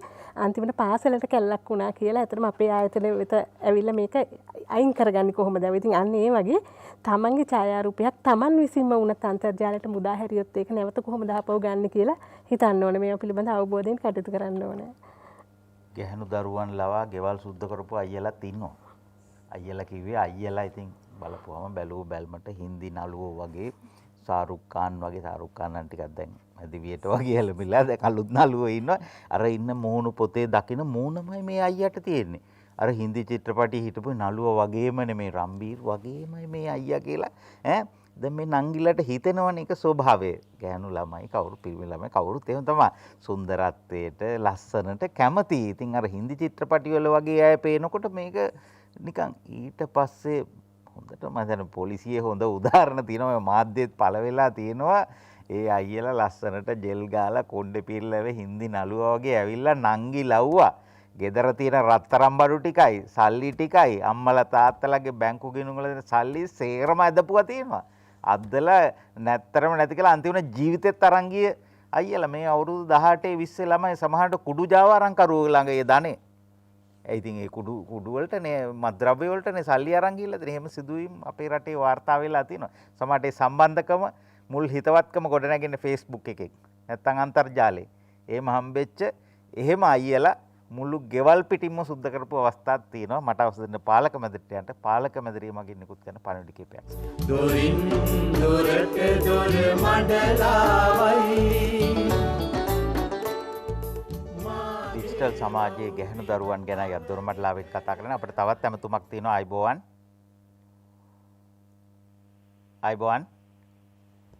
හසන්ත මහත්තයා කතා සම්මානකරු ගරු පැමිණි සිටින සියලු දෙනාගේම අවසරයි. හසන්ත මහත්තයා මට තියෙන අදහස තමයි මම මහනුවරින් කතා කරන්නේ. මට තියෙන අදහස තමයි ඒ කියන්නේ විශේෂයෙන්ම දැන් තියෙන තාක්ෂණය පිළිබඳ දෙමව්පියන්ට ලොකු දැනුමක් නැහැ දරුවන්ට වඩා. ඉතින් මේ හේතුව නිසා දරුවෝ කරන දේවල් ගැන හොයා බලන්න පුළුවන් කියන්නේ තාක්ෂණික දැනුමක් දෙමව්පියන්ට නැහැ. ඉතින් මේ හේතුව නිසා ගොඩක් වෙලාවට දරුවෝ නොමග යන සහ අන්තර්ජාලය හරහා වෙන සම්බන්ධකම් ගොඩක් වෙනස් වෙලා තියෙනවා. ඉතින් මේ ගැන ලොකු දැනුමක් නැහැ දෙමව්පියන්ට තාක්ෂණය පිළිබඳ විශේෂයෙන්ම තාක්ෂණය ගැන ලොකු දැනුමක් නැති හේතුව නිසා ඒ ගැන හොයා බලන්න පුළුවන් කමක් දෙමව්පියන්ට නැහැ. පැහැදිලි. ඒ වගේම තමයි කියන්නේ දෙමව්පිය සහ දරුවෝ ඒ දෙගොල්ලන්ටම තමන්ගේ ප්‍රශ්න කතා කරන්න පුළුවන් වෙලාවක් නැහැ මේ කාර්යබහුල තත්ත්වය නිසා. ඉතින් මේ නිසා විශේෂයෙන්ම දරුවෝ දෙමව්පියන් නම් අධ්‍යක්ෂින් තියෙනවා. දරුවන්ට විශේෂයෙන්ම ඒ අවස්ථාව නැතිනම් ඒගොල්ලෝගේ ප්‍රශ්න සමාජ මාධ්‍ය සහ ඒ වගේ දේවල් සහ පිටස්තර අය හරහා ඒවට විසඳුම් හොයන්න යනවා කියලා මට හිතෙනවා. ඉතින් මේ හේතු නිසා තමයි ගොඩක් වෙලාට මේ අපරාධ සහ වෙනත් දේවල් වලට මේ හේතුවක් වෙනවා කියම තමයි මේ තාක්ෂණයත් ඒකට ලොකු පිටුහලක් වෙලා තියෙන කියලා මම හිතනවා. ඉතින් හේතු නිසා තමයි ගොඩක් වෙලාට මේ දරුවෝ නොමග යන්නේ කියන දේ පිළිබඳව මට විද්‍යාත් මණ්ඩලයට යොමු කරන්න ඕනේ. මේ පිළිබඳව මොන හරි අදහසක් දක්වන්න පුළුවන් නම් හොඳයි කියලා මම හිතනවා. බොහොම ස්තුතියි. හොඳයි. පෞද්ගලික ප්‍රශ්නයක් මුහුණු පොතේ දැම්මොත් එහෙම ඒකට උත්තර දෙන්න පිළිතුරු සපයන්න සහන සපයන්න ස්වේච්ඡාවෙන් ඉදිරිපත් වෙන සෑහෙන පිරිසක් ඉන්නවා. හැබැයි මේ ප්‍රශ්නෙට ලක් වෙන කෙනා ගැහැණු දරුවෙක් නම් මං හිතන්නේ මිලියන ගණනින් පිළිතුරු සපයන්නම් හොයාගන්න පුළුවන්. ඒ අය අතරේ හොඳ අය වගේම ඔය සට කපටකම් කරන අයත් ඉන්න පුළුවන්. ජ්‍යෙෂ්ඨ නියෝජ්‍ය පොලිස්පතිතුමා. ඔව් දැන් මේ ප්‍රශ්න ඔක්කොටම උත්තර දෙන ගමන් මම අපේ පොලිසියේ මේ මම කිව්වනේ අලුතෙන් කොට්ටාශයක් පිහිටෙව්වා කියලා. එතකොට මේ කොට්ටාශයට ආපු පැමිණිලි ඒ වගේ දේවල් බලාගෙන යනකොට අසන්ත පෙනිච්ච කාරණයක් තමයි විශේෂයෙන්ම මේ වංචා තමයි වැඩිපුර වෙලා තියෙන්නේ. මේ කොට්ටාශය අපි ඊමේල් ලිපිනයක් හඳුන්ලා දීලා තියෙනවා. යම්කිසි කෙනෙකුට ලංකාවේ අන්තර්ජාලය හරහා වෙන වංචා අපරාධ මේවා තියෙනවා නම් වාර්තා කරන්න. ඒ ඊමේල් ඇඩ්‍රස් එකත් මම කියන්නම් අමතක වෙන්න ඉස්සෙල්ලා නැත්තම් අපි වැඩසටහනේ අවසානයේට වගේ ඇවිල්ලා තියෙන ඉඳා dir.ccid@police.lk dir.ccid@police.lk DIR කියන්නේ director computer crimes investigation division @police.lk මේකට ඊමේල් කරන්න පුළුවන්. දැන් පළවෙනිම කාරණේ හැටියට ගත්තාම දැන් මේ අපේ රටේ අන්තර්ජාලය හරහා කාන්තාවන් වැඩිපුරම වංචාවලට ලක් කරපු අපයෝජනයට ලක් කිරීම එකක් වංචාවට ලක් කරපු පුද්ගලයෝ ඒ කියන්නේ දරුණු ගණේ වංචාවල් අඳුරගත්තාම ඒවැ සැකකරුවෝ බවට අපි අඳුනගත්තේ නයිජීරියානු ජාතිකයෝ. දැන් ඇත්තටම අපේ ආරක්ෂක අමාත්‍යාංශය ආගමන විගමන පාලකවරයා තීරණයක් අරගෙන තියෙනවා එකක් ලංකාවේ අනවසරයෙන් ඉන්න නයිජීරියානු ජාතිකයෝ යවන්න අනිත් එක ලංකාවට එහෙම විසිට් වීසා මත එන අය මේ නවත්තන්න. කියන්නේ හේතුවක් නැතුව දැන් මේගොල්ලෝ ඇවිල්ලා මේ අල්ලපු නයිජීරියන් ජාතිකයෝ දෙතුන් දෙනෙක්ගෙන් අවස්ථා කිහිපයකදී ප්‍රශ්න කරන්න මටත් අවස්ථාව ලැබුණා. මේක මේ වැරදියට කියන කතාවක් නෙමේ. ඒගොල්ලෝ කිව්වේ කතාවක් තමයි මේ අපේ රටේ කාන්තාවෝ ඉක්මනින්ම ලේසියෙන්ම රවටන්න පුළුවන් කියලා නයිජීරියානු ජාතිකයෝ කිව්වා. දැන් මේ අපේ ඒගොල්ලෝ දැන් මේ ඉන්දියාවේ එහෙම ඒ වගේ තැන් වල තියෙනවා. හැබැයි වැඩිපුරම මේගොල්ලෝ ලංකාවට ඇවිල්ලා මේ පොඩි ගණන් නෙමෙයි. දැන් අසන්ත බර්ත්ඩේ එකට එවනවා. මම ඉතින් ඒගොල්ලෝ කියන කතාව විශ්වාස කරන්නේ නැහැ. එච්චර මෙහෙම රවටන්න පුළුවන් කියලා. නමුත් මට ඇත්තටම එහෙම කතාවක් කිව්වා. මං ඇහුවා ඇයි උඹලා මේ වගේ දේවල් කරන්නේ කියලා. ඒගොල්ලෝ කිව්වේ දැන් මේකට රැවටෙන්නේ හසන්ත මතක තියාගන්න මේ නයිජීරියානු වංචකාරයින්ට රැවටෙන්නේ අපේ රටේ සාමාන්‍ය අර එතුමිය කිව්ව ඔය 38%ක් බලන ඉන්ටර්නෙට් බලන අයගෙන් 38% කාණ්ඩේ නෙමෙයි. ඒ අතරින් ඉන්න 100% විතර ඉංග්‍රීසි කතා කරන අය තමයි මේගොල්ලන්ට අහුවෙන්නේ. ඒ කියන්නේ නයිජීරියානු ජාතිකයෝ ඉංග්‍රීසියෙන්නේ මේල් එක එවන්නේ. ඔබේ බර්ත්ඩේ එකට ඔබගේ උපන්දිනය අද සුබ පතනවා. ඊට පස්සේ ඔබට තෑග්ගක් ලැබුණා. මේ තෑග්ග දැන් ගුවන්තොටුපළට ඇවිල්ලා තියෙන්නේ. මේ තෑග්ග ගන්න මේක ඩොලර් 10000කට වැඩිය වටින තෑග්ගක් රුපියල් 50000ක් තැන්පත් කරන්න. මේක තමයි එන්නේ. එහෙම නැත්නම් ඔබට ලොතරැයි දිනුමක් ඇදිලා තියෙනවා.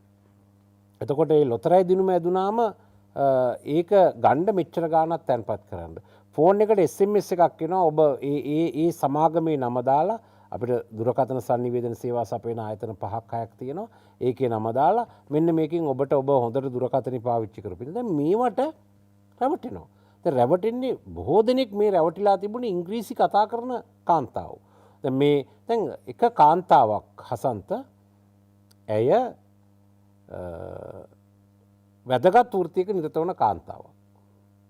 අපේ සජීවනී මහත්මිය වගේ වෘත්තියක නිරත වන කාන්තාවක්. දැන් ඇගේ දුරකථනයට මේ වැඩි කාලයක් නෙමෙයි දැන් මාස 4කට ඉස්සෙල්ලා මේකුනේ. ඇය Facebook එකකින් සම්බන්ධ වුණා පුද්ගලෙක්. සම්බන්ධ වුණේ මහාචාර්යවරයෙක් කියලා වෛද්‍ය විද්‍යාව පිළිබඳ මහාචාර්යවරයෙක් කියලා එංගලන්තේ. ඉතින් මේ දෙන්න අතර බොහොම කුළුපගකමක් ඇති වුණා. ඊට පස්සේ කිව්වා මම ඔයාව විවාහ කරගන්නවා කියලා. ඔක්කොම ඉතින් ඉංග්‍රීසි භාෂාවෙන් මේ Facebook එක හරහා මේවා වුණේ.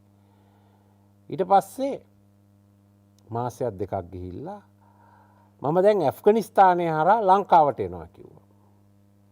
ඊට පස්සේ දවස් දෙකකින් ඇෆ්ගනිස්තානෙට මං ආවා. now I am in කාබුල් කියලා දැම්මා දාලා මගේ පර්ස් එකයි කාඩුයි ඔක්කොම ගියා. දැන් මම ලංකාවට එන්න ඉන්නේ තව දවස් දෙකකින්. මට ඉක්මනට සල්ලි ටිකක් දාන්න කියලා. සල්ලි කොච්චරද දන්නවද හසන්ත? සාමාන්‍යයෙන් කියන්න පුළුවන්ද ගාන දාන්න කිව්ව ගාන? ලක්ෂයක්ද? දෙකක්ද? ලක්ෂ 50ක්ද? නෑ. කෝටියක්. ලංකාවේ සල්ලි වලින් කෝටියක් දාන්න කිව්වා. මේ කාන්තාව තමුන් කවදාවත් දැකලා නැති අර පුද්ගලයාගේ කිව්ව account එකට කෝටියක් දැම්මා. ලංකාවේ සල්ලි රුපියල් කෝටියක් ඒ මුදල. දැන් account එක ගැන මොකද්ද කිව්වේ? account එක ඒක කිව්වේ ලංකාවේ වෛද්‍යවරු දෙන්නෙක් ඉන්නවා ඇෆ්ගනිස්තානේ. ඒකින්ද ඒගොල්ලන්ගේ නමට තියෙන account වලට දාන්න කිව්වා. ඒවා ලංකාවේ බැංකුවල accounts. මං ගන්නම් මම ලංකාවට එන එකනේ. ඒ විශ්වාසයත් ඇති කරලා තිබුණා. මොකද ලංකාවේ බැංකුවක account එකකට දාන්න කිව්වේ. දැම්ම කෝටියක්. දාලා දැන් මේ මැරි කරන්න නෙන්නේ. ජීවිතේට දැකලා නැහැ. ඊට පස්සේ ආයි තව දවස් 3කින් කිව්වා තවත් කෝටියක් දාන්න කියලා. අපි සල්ලි තියෙන කෙනෙක් එහෙම තමයි. තව කෝටියක් දැම්මා. මේ ඇත්ත කතාවක්. මේක දැන් අධිකරණේ විභාග වෙනවා. කෝටි දෙකක් දැම්මා. ඊට පස්සේ මිසින්.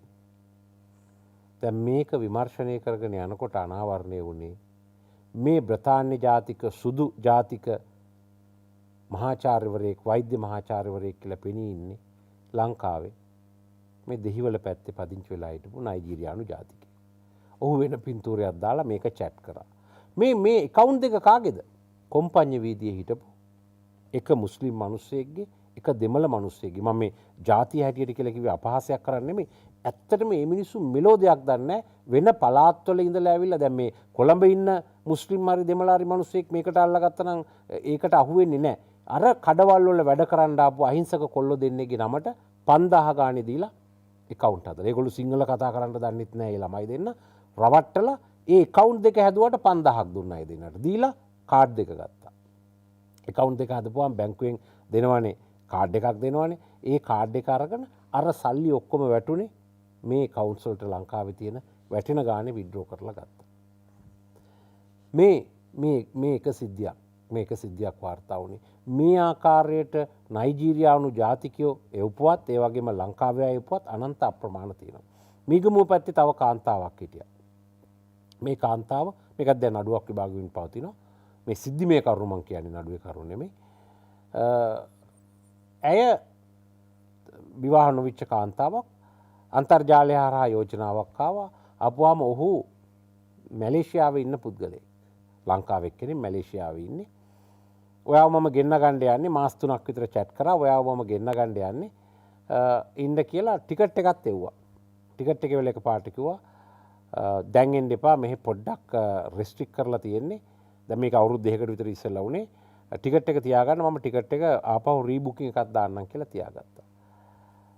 ඒ අතර කිව්වා ඔයා මෙහෙ ආපුවාම මාත් එක්ක ඉන්න ඔයාගේ නමට account එකක් ඕපන් කරන්න ඔහෙ කියලා බැංකුවක නමක් කිව්වා. ඒ බැංකුවේ ඕපන් කරන්න.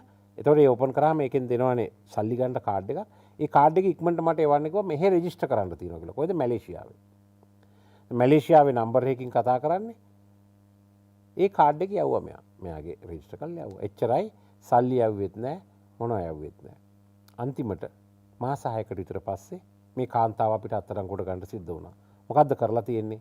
මේ පුද්ගලයා තව කාන්තාව විවාහ කරගන්නවා කියලා මේ account එකට සල්ලි බැර කරගෙන තියෙනවා. ඒ account එකට සල්ලි දාපු හැටිය මේ පුද්ගලයා සල්ලි withdraw කරනවා. withdraw කරලා තියෙන පිට රටකින්. අපිට හොයාගන්න බෑ අදටත්. මේ කාන්තාව යවුව කාඩ් එකේ රහස්‍ය අංකෙනුයි ඒ පිට රටකින් කොහෙන් හරි withdraw කරනවා. කාන්තාවගේ නමින් තමයි account එක තියෙන්නේ. ඇයට විරුද්ධව අද නඩු 3ක් විභාගමින් පවතිනවා. මොකද වෙන කාන්තාව කියන්නේ අපි මේකට තමයි බැර කරේ අපි බඳිනවා කියලා පුද්ගලයෙක් කතා කරා මේකට සල්ලි දාන්න කිව්වා කියලා. ලක්ෂ ගණන් වලින් සල්ලි දාලා. ඉතින් මේක තමයි මේ අන්තර්ජාලය හරහා වෙන සිදුවීම් වල ක්‍රියාවලිය හසන්ත. මේ ක්‍රියාවලියත් එක්ක මේක ඇතුලේ වංචා වෙනවා, දූෂණ වෙනවා. ඒක නිසා මේ මතක තියාගන්න ඕනේ කාරණේ කවදාවත් දැකලා නැති, කවදාවත් අඳුරන්නේ නැති අය එක්ක ගනුදෙනු කරන්න යන්න එපා. පින්තූරේ පෙන්නුවත් හිටියත් අපි දන්නේ නැහැ මෙයාමද කියලා. පොඩ වෙස්මුණක් දාගෙන කතා කරන්න පුළුවන්. දැන් මේ නයිජීරියානු ජාතිකයෝ ඔය කතා කරන වෙලාවට සමහර වෙලාවට ඒගොල්ලෝ ෆේක් ෆේස් එකක් දා ගන්නවා. මොකද ඒගොල්ලෝ කළුයිනේ. ඉතින් මේ දැන් කළුවෙක් කෙනෙක් එක්ක අපේ කාන්තාව කතා කරන්න යන්නේ නැහැ කීයටද? ඉතින් ඉස්සෙල්ලා දකින්න හරිය නිකන් කැමරාවෙන් පෙන්වන්න කියනකොට දාලා කතා කරනවා. ඉතින් මෙන්න මේ වගේ තත්ත්වයක් තියෙන්නේ. ඒ නිසා විශේෂයෙන්ම මේ සම්බන්ධව රැවටීමෙන් වළකින්න ඕනේ. ඊළඟට මට නීති තත්ත්වය පොඩ්ඩක් කියන්න ඕනේ අසන්ත. ලංකාවේ නීති තත්ත්වය තමයි පළවෙනි එක තමයි අපේ රටේ 2007 අවුරුද්දේ අඳුරලා දුන්නා පරිගණක අපරාධ පිළිබඳ පනත කම්පියුටර් ක්‍රයිම්ස් ඇක්ට් එක. මේ ඇක්ට් එක අනුව ඒ ඇක්ට් එකේ දෙවෙනි වගන්තිය අනුව කොහේ හරි තැනක ඉඳලා ලංකාවේ වෙන්න පුළුවන් පිටරටක ඉඳලා වෙන්න පුළුවන් වරදක් කරනවා නම් ඒ සම්බන්ධව අපේ අධිකරණයකට අධිකරණ බලය තියෙනවා. මොකද වින්දිතයා මෙහෙනම් ඉන්නේ. වින්දිතයා ඉන්නේ මෙහෙනම්. නඩුව අහන්න පුළුවන්. ඒ වගේම යම් කිසි කෙනෙක්ගේ දත්ත පද්ධතියකට ඇතුළු වෙන එක, බලෙන් ඇතුළු වෙන එක, එතකොට ඒවැයන් දත්ත ගන්න එක, ඒවා තමයි ඒකේ තියෙන වැරදි. හැබැයි ඊට අමතරව කවුරු හරි කෙනෙක් අන්තර්ජාලය භාවිතා කරලා තව කෙනෙක්ව රවටනවා නම්, තව කෙනෙක්ට අසභ්‍ය පින්තූර දානවා නම්, ඒවා පරිගණක අපරාධ පනත විතරක් නෙමෙයි අපේ රටේ දණ්ඩ නීති සංග්‍රහය, ඒ වගේම අපේ රටේ අසභ්‍ය ප්‍රකාශන පනත ඒ යටතේ වැරදි. කවුරු හරි කෙනෙක් බොරු ප්‍රචාර අරිනවා නම් ඒක පොලිස් ආඥා පනතේ 98 වෙනි වගන්තිය යටතේ වරදක් වෙනවා.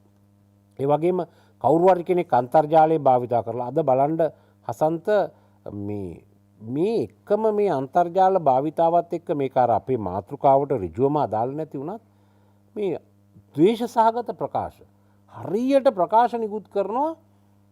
මේ කමෙන්ට් දදා ගෙනියනවා. මොනවටද ගෙනියන්නේ? ජාතීන් අතර අසමගිය ඇති කරන්න, ආගම් අතර අසමගිය ඇති කරන්න.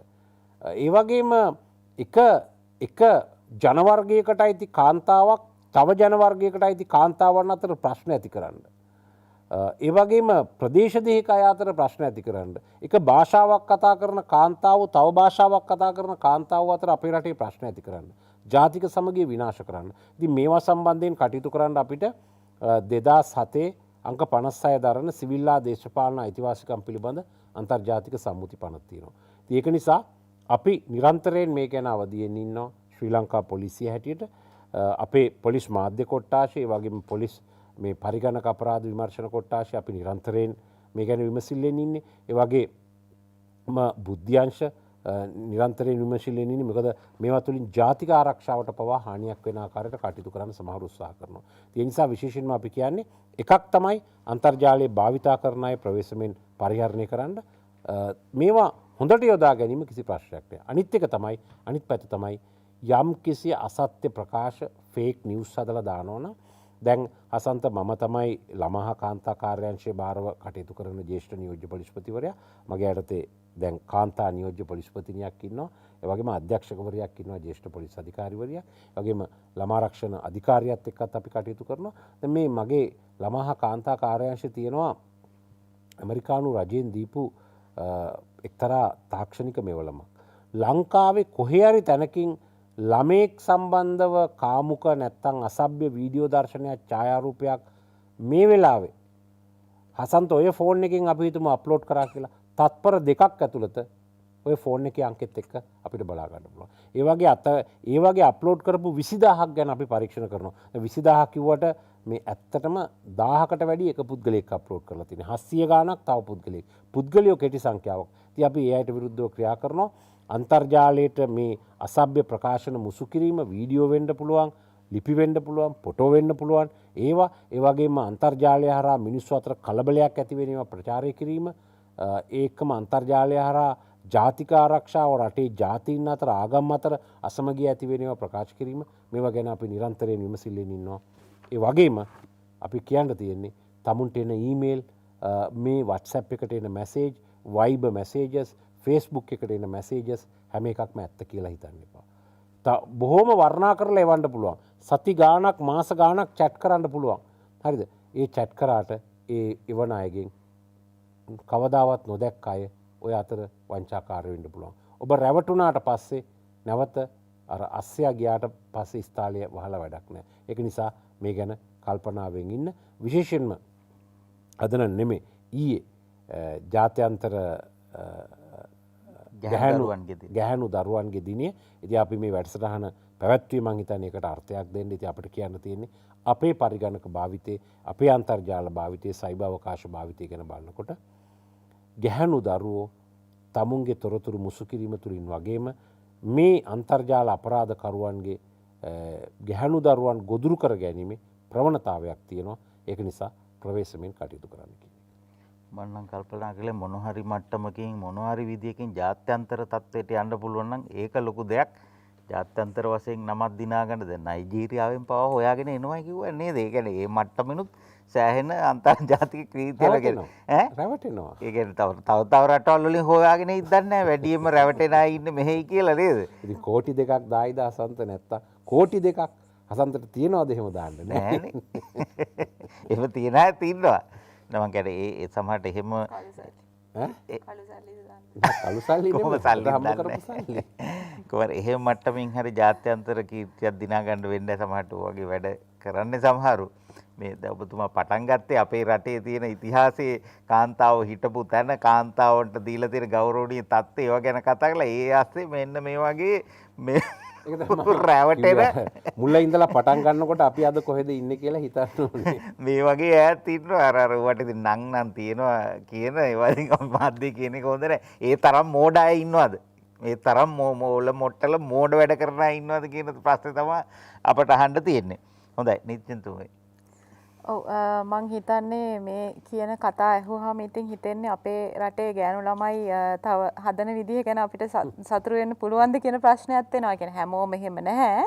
නමුත් ඉතින් මොකක් හරි ඒ කියන්නේ කොච්චර ඉංග්‍රීසි කතා කරත් කොයිතරම් වැදගත් රස්සා කරත් සමහර වෙලාවට මේ රැවටෙන ගතිය කොහොමද ආවේ? ඇයි ඒ ගෑනු ළමයින්ට දිය යුතු නිසි අධ්‍යාපනයක් දැනුමක් ලබා දීලා නැති අඩුපාඩුවක් මේ රටේ තියෙනවද? ඉතින් එහෙමනම් ඒක මං හිතන්නේ අපි හැමෝගෙම සමාජයේම වගකීමක්. මාධ්‍ය, අපේ අධ්‍යාපන ක්‍රමය ඒ සියල්ලේම වගකීමක් කියලා මම හිතන්නේ. අනිත් එක තමයි මේ ගොඩක් වෙලාවට මේ හැඟීම් ගනුදෙනුව දැන් හසන්ත කිව්වා ඉස්සර අපි ලියුමක් ලියලා තමයි හැඟීම් ප්‍රකාශ කරේ අපේ ඉස්සර යුගයේ. දැන් ඒක අපි ක්ෂණිකව SMS එකටත් එහා ගිහිල්ලා අපි දැන් WhatsApp හරි ඒ සමාජ මාධ්‍ය ජාලයේ Messenger හරි හැඟීම් ගනුදෙනුවක් කරනවා. ඒකෝට අපි අහනවා ඇයි පුතේ ඔයා එහෙම යවන්න පෙළඹුණේ කියලා අපි ගාවට එන සමහර ළමයින්ගේ. එතකොට එතනදී සමහර වෙලාවට පිරිමි ළමයා කියලා තියෙනවා ඔයාට පින්තූරයක්වත් එවන්න බැරි නම් ඉතින් අපේ සම්බන්ධතාවයෙන් ඇති වැඩක් නැහැ. එහෙනම් ඉතින් ඔයාට මාව විශ්වාස කරන්න බැරි නම් අදින් මේක ඉවරයි. ඔන්න එතකොට ගෑනු ළමයි හිතනවා දැන් සම්බන්ධතාවය මේ තියනවාද නැද්ද කියන එක මේ තීරණය කිරීමේ සාධකයක් වෙනවා තමන්ගේ මේ වගේ නිර්වත් ඡායාරූපයක් යවනවාද නැද්ද කියන එක. ඒතකොට මම කියන්නේ දැන් අපි මේකට බැනලා වැඩක් නැහැ. අපි මේ හැඟීම් ගනුදෙනුව ඩිජිටල් අවකාශය දක්වා ඇවිල්ලා තියෙනවා. දැන් මේ ඩිජිටල් පරපුරේ හැඟීම් ගනුදෙනු කරන්නේ ඩිජිටල් අවකාශය තුල. ඉතින් ඒක නිසා අපි ඒව ගැන දැනුවත් කරන්න ඕන, පරිස්සම් වෙන්නට ඕන. ඒ වගේම ජාතික ළමාරක්ෂක අධිකාරිය පැය 24 පුරාම 19යි 29 කියන ළමා උපකාරක සේවය ක්‍රියාත්මක කරනවා. අපිට මේ දවස්වල ගොඩාක් ඩිජිටල් අවකාශය තුල ළමයින් හිරිහැරයටපත් වීම, ඊට පස්සේ ෆෝන් වලට ළමයි ඇබ්බැහි වීම, ඔන්ලයින් এডুকেෂන් එක හරහා ළමයින් අනිසි සම්බන්ධතාවලට පෙළඹීම, මේ වගේට ගොඩක් පැමිණිලි එනවා. එතකොට යම්කිසි ආකාරයකින් ඔබටත් මනෝ සමාජීය සහායක් හෝ එහෙම නැත්නම් නීති උපදේශයක් හෝ දරුවන් ගැන ඔබට අවශ්‍ය නම් 19යි 29 කියන අංකයට කතා කරන්න. මේක භාෂාත්‍රිත්වයෙන්ම ක්‍රියාත්මක වෙනවා. නොමිලේ දුරකථන ඇමතුම් ලබා ගන්නට පුළුවන්. ඒ වගේම ජාතික ළමා ආරක්ෂක අධිකාරිය පනත අනුව අපිට පැවරුණු තවත් කාර්යභාරයක් තමයි මේ ළමයින්ව මේ ළමා අපයෝජන වලින් මුදා ගැනීමට අවශ්‍ය දැනුවත් කිරීම සිදු කිරීම. ඉතින් ඔබට හරි මේ අහගෙන ඉන්න කෙනෙකුට හරි ඔබේ පාසලට හෝ ළමයින්ට හෝ දැනුවත් කිරීමක් අවශ්‍ය නම් ඒකත් ඔබට ජාතික ළමා ආරක්ෂක අධිකාරියෙන් ඉල්ලීමක් කරන්නට හැකියාව තියෙනවා. ඒ වගේම ඔබ මතක තියාගන්නට ඕන අපේ නියෝජ්‍ය පොලිස්පතිතුමාත් කිව්වා දණ්ඩ නීති සංග්‍රහය 286 කියලා වගන්තියක් තියෙනවා. මේකේ ඕනම ළමයෙක්ගේ පින්තූරයක් ළඟ තබා ගත්තොත් අපි හිතමු අවුරුදු 18ක විතර තරුණයෙක් අවුරුදු 16ක විතර ගෑනු ළමයෙක්ගේ නිර්වත් ඡායාරූපයක් ඉල්ලලා ළඟ තියා ගන්නවා. ළඟ තබා ගැනීම පවා දඬුවම් ලැබිය යුතු වරදක්. ඒක නිසා ඔබ මේ පින්තූරය පෙන්නලා ඔබ මේ බිය ගන්නනවා නම් ඒක සාපරාධී බිය ගැන්වීම කියන අපරාධ වැරද්ද දණ්ඩ නීති සංග්‍රහය 483 වෙනි වගන්තිය. අනිත් අතට ඒ ළමයාගේ පින්තූරය ළඟ තබා ගැනීම, ෂෙයා කිරීම, අන්‍යාකාරයකින් පළ කිරීම, ඒ සියලුම දේවල් දණ්ඩ නීති සංග්‍රහය 286 වගන්තිය යටතේ අවුරුදු 10ක් දක්වා දඬුවම් ලැබිය යුතු වැරදි. ඒ වගේම අසභ්‍ය පින්තූර පළ කරනවා නම් ඒවා දණ්ඩ නීති සංග්‍රහය 345 කියන වගන්තිය sexual harassment කියන වැරද්දට අහු වෙන්නට පුළුවන්. ඉතින් ඒක නිසා ඔබ දැන් මේ වැඩසටහන බලාගෙන ඉන්න ඇත්තේ වැඩිහිටියෝ රටේ නීතිය ළමයින්ටත් අදාළයි. වයස අවුරුදු 12ට වඩා වැඩි ළමයින්ට රටේ නීතිය බලපවත්වනවා. අපිට දැන් වාර්තා වෙනවා විශේෂයෙන් සම වයසේ ළමයි පවා මේ වගේ දේවල් වැරදි දේවල් කරනවා කියලා. ඒක නිසා ඔබ වැඩිහිටියෝ විදියට ළමයින්ට දැනුවත් කරන්න රටේ නීතිය අවුරුදු 12ට වඩා වැඩි හැම කෙනෙකුටම බලපවත්වන බව. කෙනෙක් කියන්නේ ඉතින් ඔය ගතානුගතික විදියට ළමයි හදලා ඔය සාම්ප්‍රදායික දේවල් ඔය විදියට ළමයි හදන්න මේ විවෘත ලෝකේ ලිබරල් විදියට හිතන අය ඉන්නේ මේ සමාජයේ නවීන ලෝකෙම තමයි ගැහණු ළමයි පිරිමි ළමයි ඒ ඇගේ ලෝකයක් තියෙනවා. ඒව කතා කරලා හැබැයි ඉතින් එහෙම කතා කරලා සමහරට විවේචනයක් කරන මේ දොරමඩලා වුණා සමහරට විවේචනය කරන්න පුළුවන් මේවා කතා කරගෙන ඉන්න ඕම කොහොමද සමාජය දන මේ නවීන ලෝකේ අරොම කියලා. දැන් ඔයාගේ දුවට හරි පුතාට හරි මොකක් හරි ප්‍රශ්නයක් වුණොත් අන්න එතකොට ප්‍රශ්නයක්. එහෙම කියන අය Taman දිහාට හැරිලා බැලුවොත් එහෙම තමන්ගේ දුවට තමන්ගේ පුතාට මේ වගේ දේ ඒකට කැමති නෑ. හැබැයි අර විදිය තමයි කතාව. ඒකත් අපි මතන්නේ. දැන් ඔය ආරක්ෂා වීම සහ ආරක්ෂා කිරීම කියලා දෙකක් තියෙනවානේ. අපි ආරක්ෂා වීම ගැන ටිකක් කතා කළා. ආරක්ෂා කරන්න ඉතින් පොලිසිය ගෙවල් ගාන ඉඳලා කරන්න බෑනේ. ඕවා වෙන දේවල් නෙමෙයි. ඉතින් ගෙදර අම්මා තාත්තලාත් මේ ඇස් දෙක වගේ එහෙම රකින්න බෑ. තව ආරක්ෂකයෝ ගෙවල් වල ඉන්නවා. ඔය දරුවෝ දෙන්න තුන් දෙනා ඉන්න ගෙවල් වල චූටි මල්ලිලා නංගිලා ඉන්නව නේද? ඒගොල්ලෝ තමයි හොඳම ආරක්ෂාව දෙන්නේ. අම්මේ මෙන්න අර අක්කා බලන්න එපා කියපුවා බලනවා මේ. ගිලා කේලම ගාලට කියන්නේ යා තමයි. ඒක උත්තු කරුවෝ. ඒ කියන්නේ චූටි මල්ලියා තමයි බලාගෙන ඉන්නෝනේ. මෙන්න අයියා අර බලන්න එපා කියපුවා බලනවා මෙන්න කියලා ගානට තාත්තා ආපුවම හරි කියලා ඒගොල්ලොත් එක්තරා විදිහක ඔය දෙන්න තුන හුදකලා වීම තනිවීම එක්තරා විදිහක මේ ප්‍රශ්න ඇති කරනවා හැමෝටම ඒක කියන්නේ සාමූහිකව ඉඳීම හරි වැදගත් වෙනවා හුදකලා සමහරව පාළුව තනිකම නැති කරගන්න තමයි මේ අන්තර්ජාලය Facebook ඒ අතින් ලොකු සේවයකුත් වෙනවා හැබැයි හානියකුත් වෙනවා විසන් වෛද්‍යතුමනි ඔව් මම කැමති අවසාන වශයෙන් මෙම වැඩසටහන නරඹන නව යෞවන දරුවන්ට පැහැදිලි කිරීමක් කරන්න. ඉතින් ඇත්තටම අපි දැන් ගොඩක් දේවල් කතා කරා. එතනදී කතා කරුණේ ඔබට තියෙන දැනුවත්භාවය අඩුයි, හරි තීරණ ගැනීමේ හැකියාව අඩුයි. ඉතින් ඒක නිසා හැම විටම මොනවා හරි වැඩක් කරනකොට තමන්ගේ තීරණ ගැනීමේ හැකියාව ටිකක් දුර්වලයි කියන එක තේරුම් ගන්න. විශ්වාසවන්ත වැඩිහිටියෙක්ට තමන්ගේ හිතේ තියෙන ගැටලු තමන්ගේ අනාරක්ෂිත බව පවසන්න හැම විටම උත්සාහ කරන්න. එතකොට විශ්වාසවන්ත වැඩිහිටියෙක් ළඟින් ඇසුරු කිරීම ඉතාම වැදගත්. ඉතින් එතනදී විශ්වාසවන්ත වැඩිහිටියා විදිහට ගන්න පුළුවන් හොඳම කෙනා තමයි ගැහැණු දරුවෙක්ට තමන්ගේ අම්මා.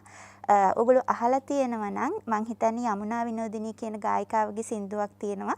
විදුලිය එළිය දැක ගිනිහුල දියේ හෙලා මග වැරදිලා දිව්වේ මම මූලා වෙලා පැනගිය මුවන් දැක හැලුවයි නිලූ පලා දොර ඇරපන් අම්මේ මට සමා වෙලා. ඉතින් එතකොට හැම දුවෙක්ටම වැරදුනහම එන්නේ ඉන්නේ අම්මා. ඉතින් ඒක හින්දා වැරදෙන්න ඉස්සෙල්ලා අම්මා තමන්ගේ විශ්වාසවන්තම කෙනා විදිහට තියාගෙන තමන්ගේ හිතේ තියෙන දේවල් අම්මාත් එක්ක කතා කරන්න. එහෙම පුළුවන් නම් අම්මෙක් සහ දුවෙක් අතර හොඳ සම්බන්ධතාවයක් පවත්වා ගන්න මම හිතනවා ඒක ලොකු ආරක්ෂාවක් වේවි කියලා හැම ගැහැණු දරුවෙකුටම. සමහර ප්‍රශ්න වැඩිහිටියන්ට කියන්න උපදේශකවරුන්ට කියන්න උපදෙස් ගන්නට කිව්වට අපිට නම් සමහර වැඩිහිටියෝ නිර්දේශ කරන්නත් බයයි. සමහර වැඩිහිටියෝ කොල්ලා දෙන දේවල් මේ සමාජ මාධ්‍යවලත් ඉන්නවා. සමහරට ඔය උපදේශ අපේනවා ප්‍රශ්න වලට සාහනේ මම කියන්නේ හැමෝම නෙමෙයි. බොහොම සත්භාවයෙන් වැදගත් විදිහට පිළිගත් විදිහට ප්‍රමිතියට ඒ වැඩ කරන අය ඉන්නවා. හැබැයි සමහරු මේක හරි ලොකු වැඩක් මේ උපදේශනය කියන එක හරි ෂෝක් වැඩක් කියලා මේක දැන් හැමෝම උපදේශන කටයුතු පටන් ගන්නවා. හැබැයි සමහර දේවල් අපි මාධ්‍යයේ ඉන්න අන්ද දන්නවා මේ අය කොහොමද මේ උපදේශ කරන්නේ කියලා. උපදෙස් දෙන්න ගිහිල්ලා කොල්ලා තියෙන වැඩ ඊට වඩා බරපතලයි. ඒකත් මතක තියාගන්න උපදෙස් ගන්න යන්නේ කවුද කියලා ටිකක් හොයලා බලන්න වැඩිපුර මේනකා පතිර මහත්මිය. දැන් ඩිජිටල් කරණේ අතරමං වෙච්ච දියණියට එහෙම නැත්නම් කාන්තාවට අතරම එයාට පළමුවෙන්ම පිළිසරණක් වෙන්න ඕන එයාගේ පවුලෙන්. එයාගේ දෙමව්පියන්ගෙන්, එයාගේ ස්වාමිපුරුෂයාගෙන් ඒක ඇත්තටම ඒක පවුලේ ප්‍රශ්නයක් කරගෙන එයාව තනි කරන්නේ නැතුව එයාට උදව් කරන්න ඕනේ. දැන් අපිට තියෙන අත්දැකීම අතරම ගොඩක් දෙනෙක් කියන්නේ ඒක අම්මට කිව්වේ නැහැ, ගෙදර අනිත් අයට කිව්වේ නැහැ, මම විතරයි දන්නේ කියලා නෑ. මම කියන්නේ එයාට ශක්තියක් වෙන්නේ. ඒ වගේ අවස්ථාවකදී එයාව තනි කරන්නේ නැතුව එයාට ශක්තියක් වෙලා එයා මේ ගැටලුවෙන් විසඳලා කායිකව මානසිකව එයාට ශක්තියක් වෙලා උදව් කරන්න කියලා මම මේ අවස්ථාවේදී අනිත් පණිවිඩයක් හැටියට කියන්න සූදානම්. ඒ වගේම තව අවුරුදු 5කින් හරි 10කින් හරි අපේ sannivedanaye යහ භාවිතය අන්තර්ජාලය සමාජ මාධ්‍ය ජාලාව යහ භාවිතයක් අපිට දකින්නට නම් අපේ නීතිඥ අජිත් රෝහණ මහත්මයා කිව්වා වගේ සංජීව මහත්මයා කිව්වා වගේ මේ අපේ රටේ නීති රීති පද්ධතියක් තියෙනවා. අන්තර්ජාලය භාවිතා කරන්න ඕනේ යහ භාවිතයෙන්. එතකොට ඒ වගේම සදාචාර සම්පන්න විදිහට මේවා පින්තූර අප්ලෝඩ් කරන්න ඕනේ. මේ අන්නේ ආකාරයට කුඩා දරුවාගේ ඉඳලම මේ අන්තර්ජාලය භාවිතා කරන මුල්ම අවස්ථාවේදී හරි දරුවන්ගේ ඔළුවට මේ ආකාරයට මේ ගැන දෙමව්පියන්ටත් යුතුයකමක් තියෙනවා. ඔවුන්ට මේ ආකාරයට උපදෙස් ලබා දෙන්න. එතකොට අපිට තව අවුරුදු 10කින් හරි 15කින් හරි මේ වගේ අපිට සුන්දර විදිහට යහ භාවිතය අන්තර්ජාලය සහ ඩිජිටල් පද්ධතිය මේ යහ භාවිතය කරන පිරිසක් අපිට හෙට දවසේ දකින්නට පුළුවන් වෙයි කියලා අපි හිතනවා. එක දවසක් ළමයින්ගේ දිනේ, එක දවසක් වැඩිහිටියන්ගේ දිනේ, එක දවසක් ගැහැණු දරුවන්ගේ දිනේ අර මේ කියලා අවුරුද්දේ දවස් ටික වෙන් කරගෙන අවල් දිනේ අවලාට කියලා දාගෙන යන ක්‍රමයට අපේ නම් කැමැත්තක් නැහැ. මොකද දොරමඩලාව කියන්නේ හැමදාම දරුවෝ ගැන කතා කරන වැඩසටහනක්. වැඩසටහන් 100ක් ගත්තොත් එයින් 50ක්වත් දරුවන්ට අදාළයි. දරුවෝ වෙනුවෙන් අධ්‍යාපනය වෙනුවෙන් වෙන් කරපු වැඩසටහනක්. එක දවසක් වෙන් කරලා කතා කරනට අපි කැමැත්තක් නැහැ. නමුත් විශේෂ කරුණු ඉස්මතු කරලා අවධාරණය කරන්න අපි මේ දින පාවිච්චි කරනවා. ඒ නිසා තමයි එක්සත් ජාතීන්ගේ සංවිධානය නම් කරලා තියෙනවා ගැහැණු දරුවන්ගේ දිනය නමින් දිනයක්. ඒක තමයි 11 වෙනිදා. ඒ දිනේට අපි මේ මාතෘකාව තෝරගත්තට විටින් විට අපි මේ කරුණු කතා කරලා තියෙනවා. ජ්‍යෙෂ්ඨ නියෝජ්‍ය පොලිස්පතිතුමා සහභාගී වෙලා තියෙනවා. ඔබතුමාට අපි ස්තුතිවන්ත වෙනවා. නීතිඥ අජිත් රෝහණ මහත්මයාට ශ්‍රී ලංකා පොලිස් දෙපාර්තමේන්තුවේ අපරාධ හා රථවාහන විෂය භාර ජ්‍යෙෂ්ඨ නියෝජ්‍ය පොලිස්පති අජිත් රෝහණ මහත්මයාට, ඒ වගේම නීතිඥ සජීවනී අබේකෝන් මහත්මිය ජාතික ළමා ආරක්ෂක අධිකාරිය අධ්‍යක්ෂ ධූරේ දරනවා. නීති බල ගැන්වීම විෂය භාර කටයුතු කරනවා. ඔබතුමීලත් අපේ ගෞරව ස්තුතිය පුද කරනවා. ඒ වගේම කරාපිටිය ශික්ෂණ රෝහලේ ළමා හා යෝන් මනස පිළිබඳ විශේෂඥ වෛද්‍ය දර්ශනී හෙට්ටිආරච්චි මහත්මියටත් අපේ ගෞරව ස්තුතිය පුද කරනවා. විදුලි සංදේශ නියාමන කොමිෂන් සභාවේ පාරිභෝගික පැමිණිලි සහ මහජන දැනුවත් කිරීම විෂය භාර නියෝජ්‍ය අධ්‍යක්ෂවරිය හැටියට කටයුතු කරන මේනකා පතේර මහත්මියටත් සුවන්ත වෙනවා. නැවතත් දොරමඩලාවෙන් හමුවෙමු. ආයිබෝවන්.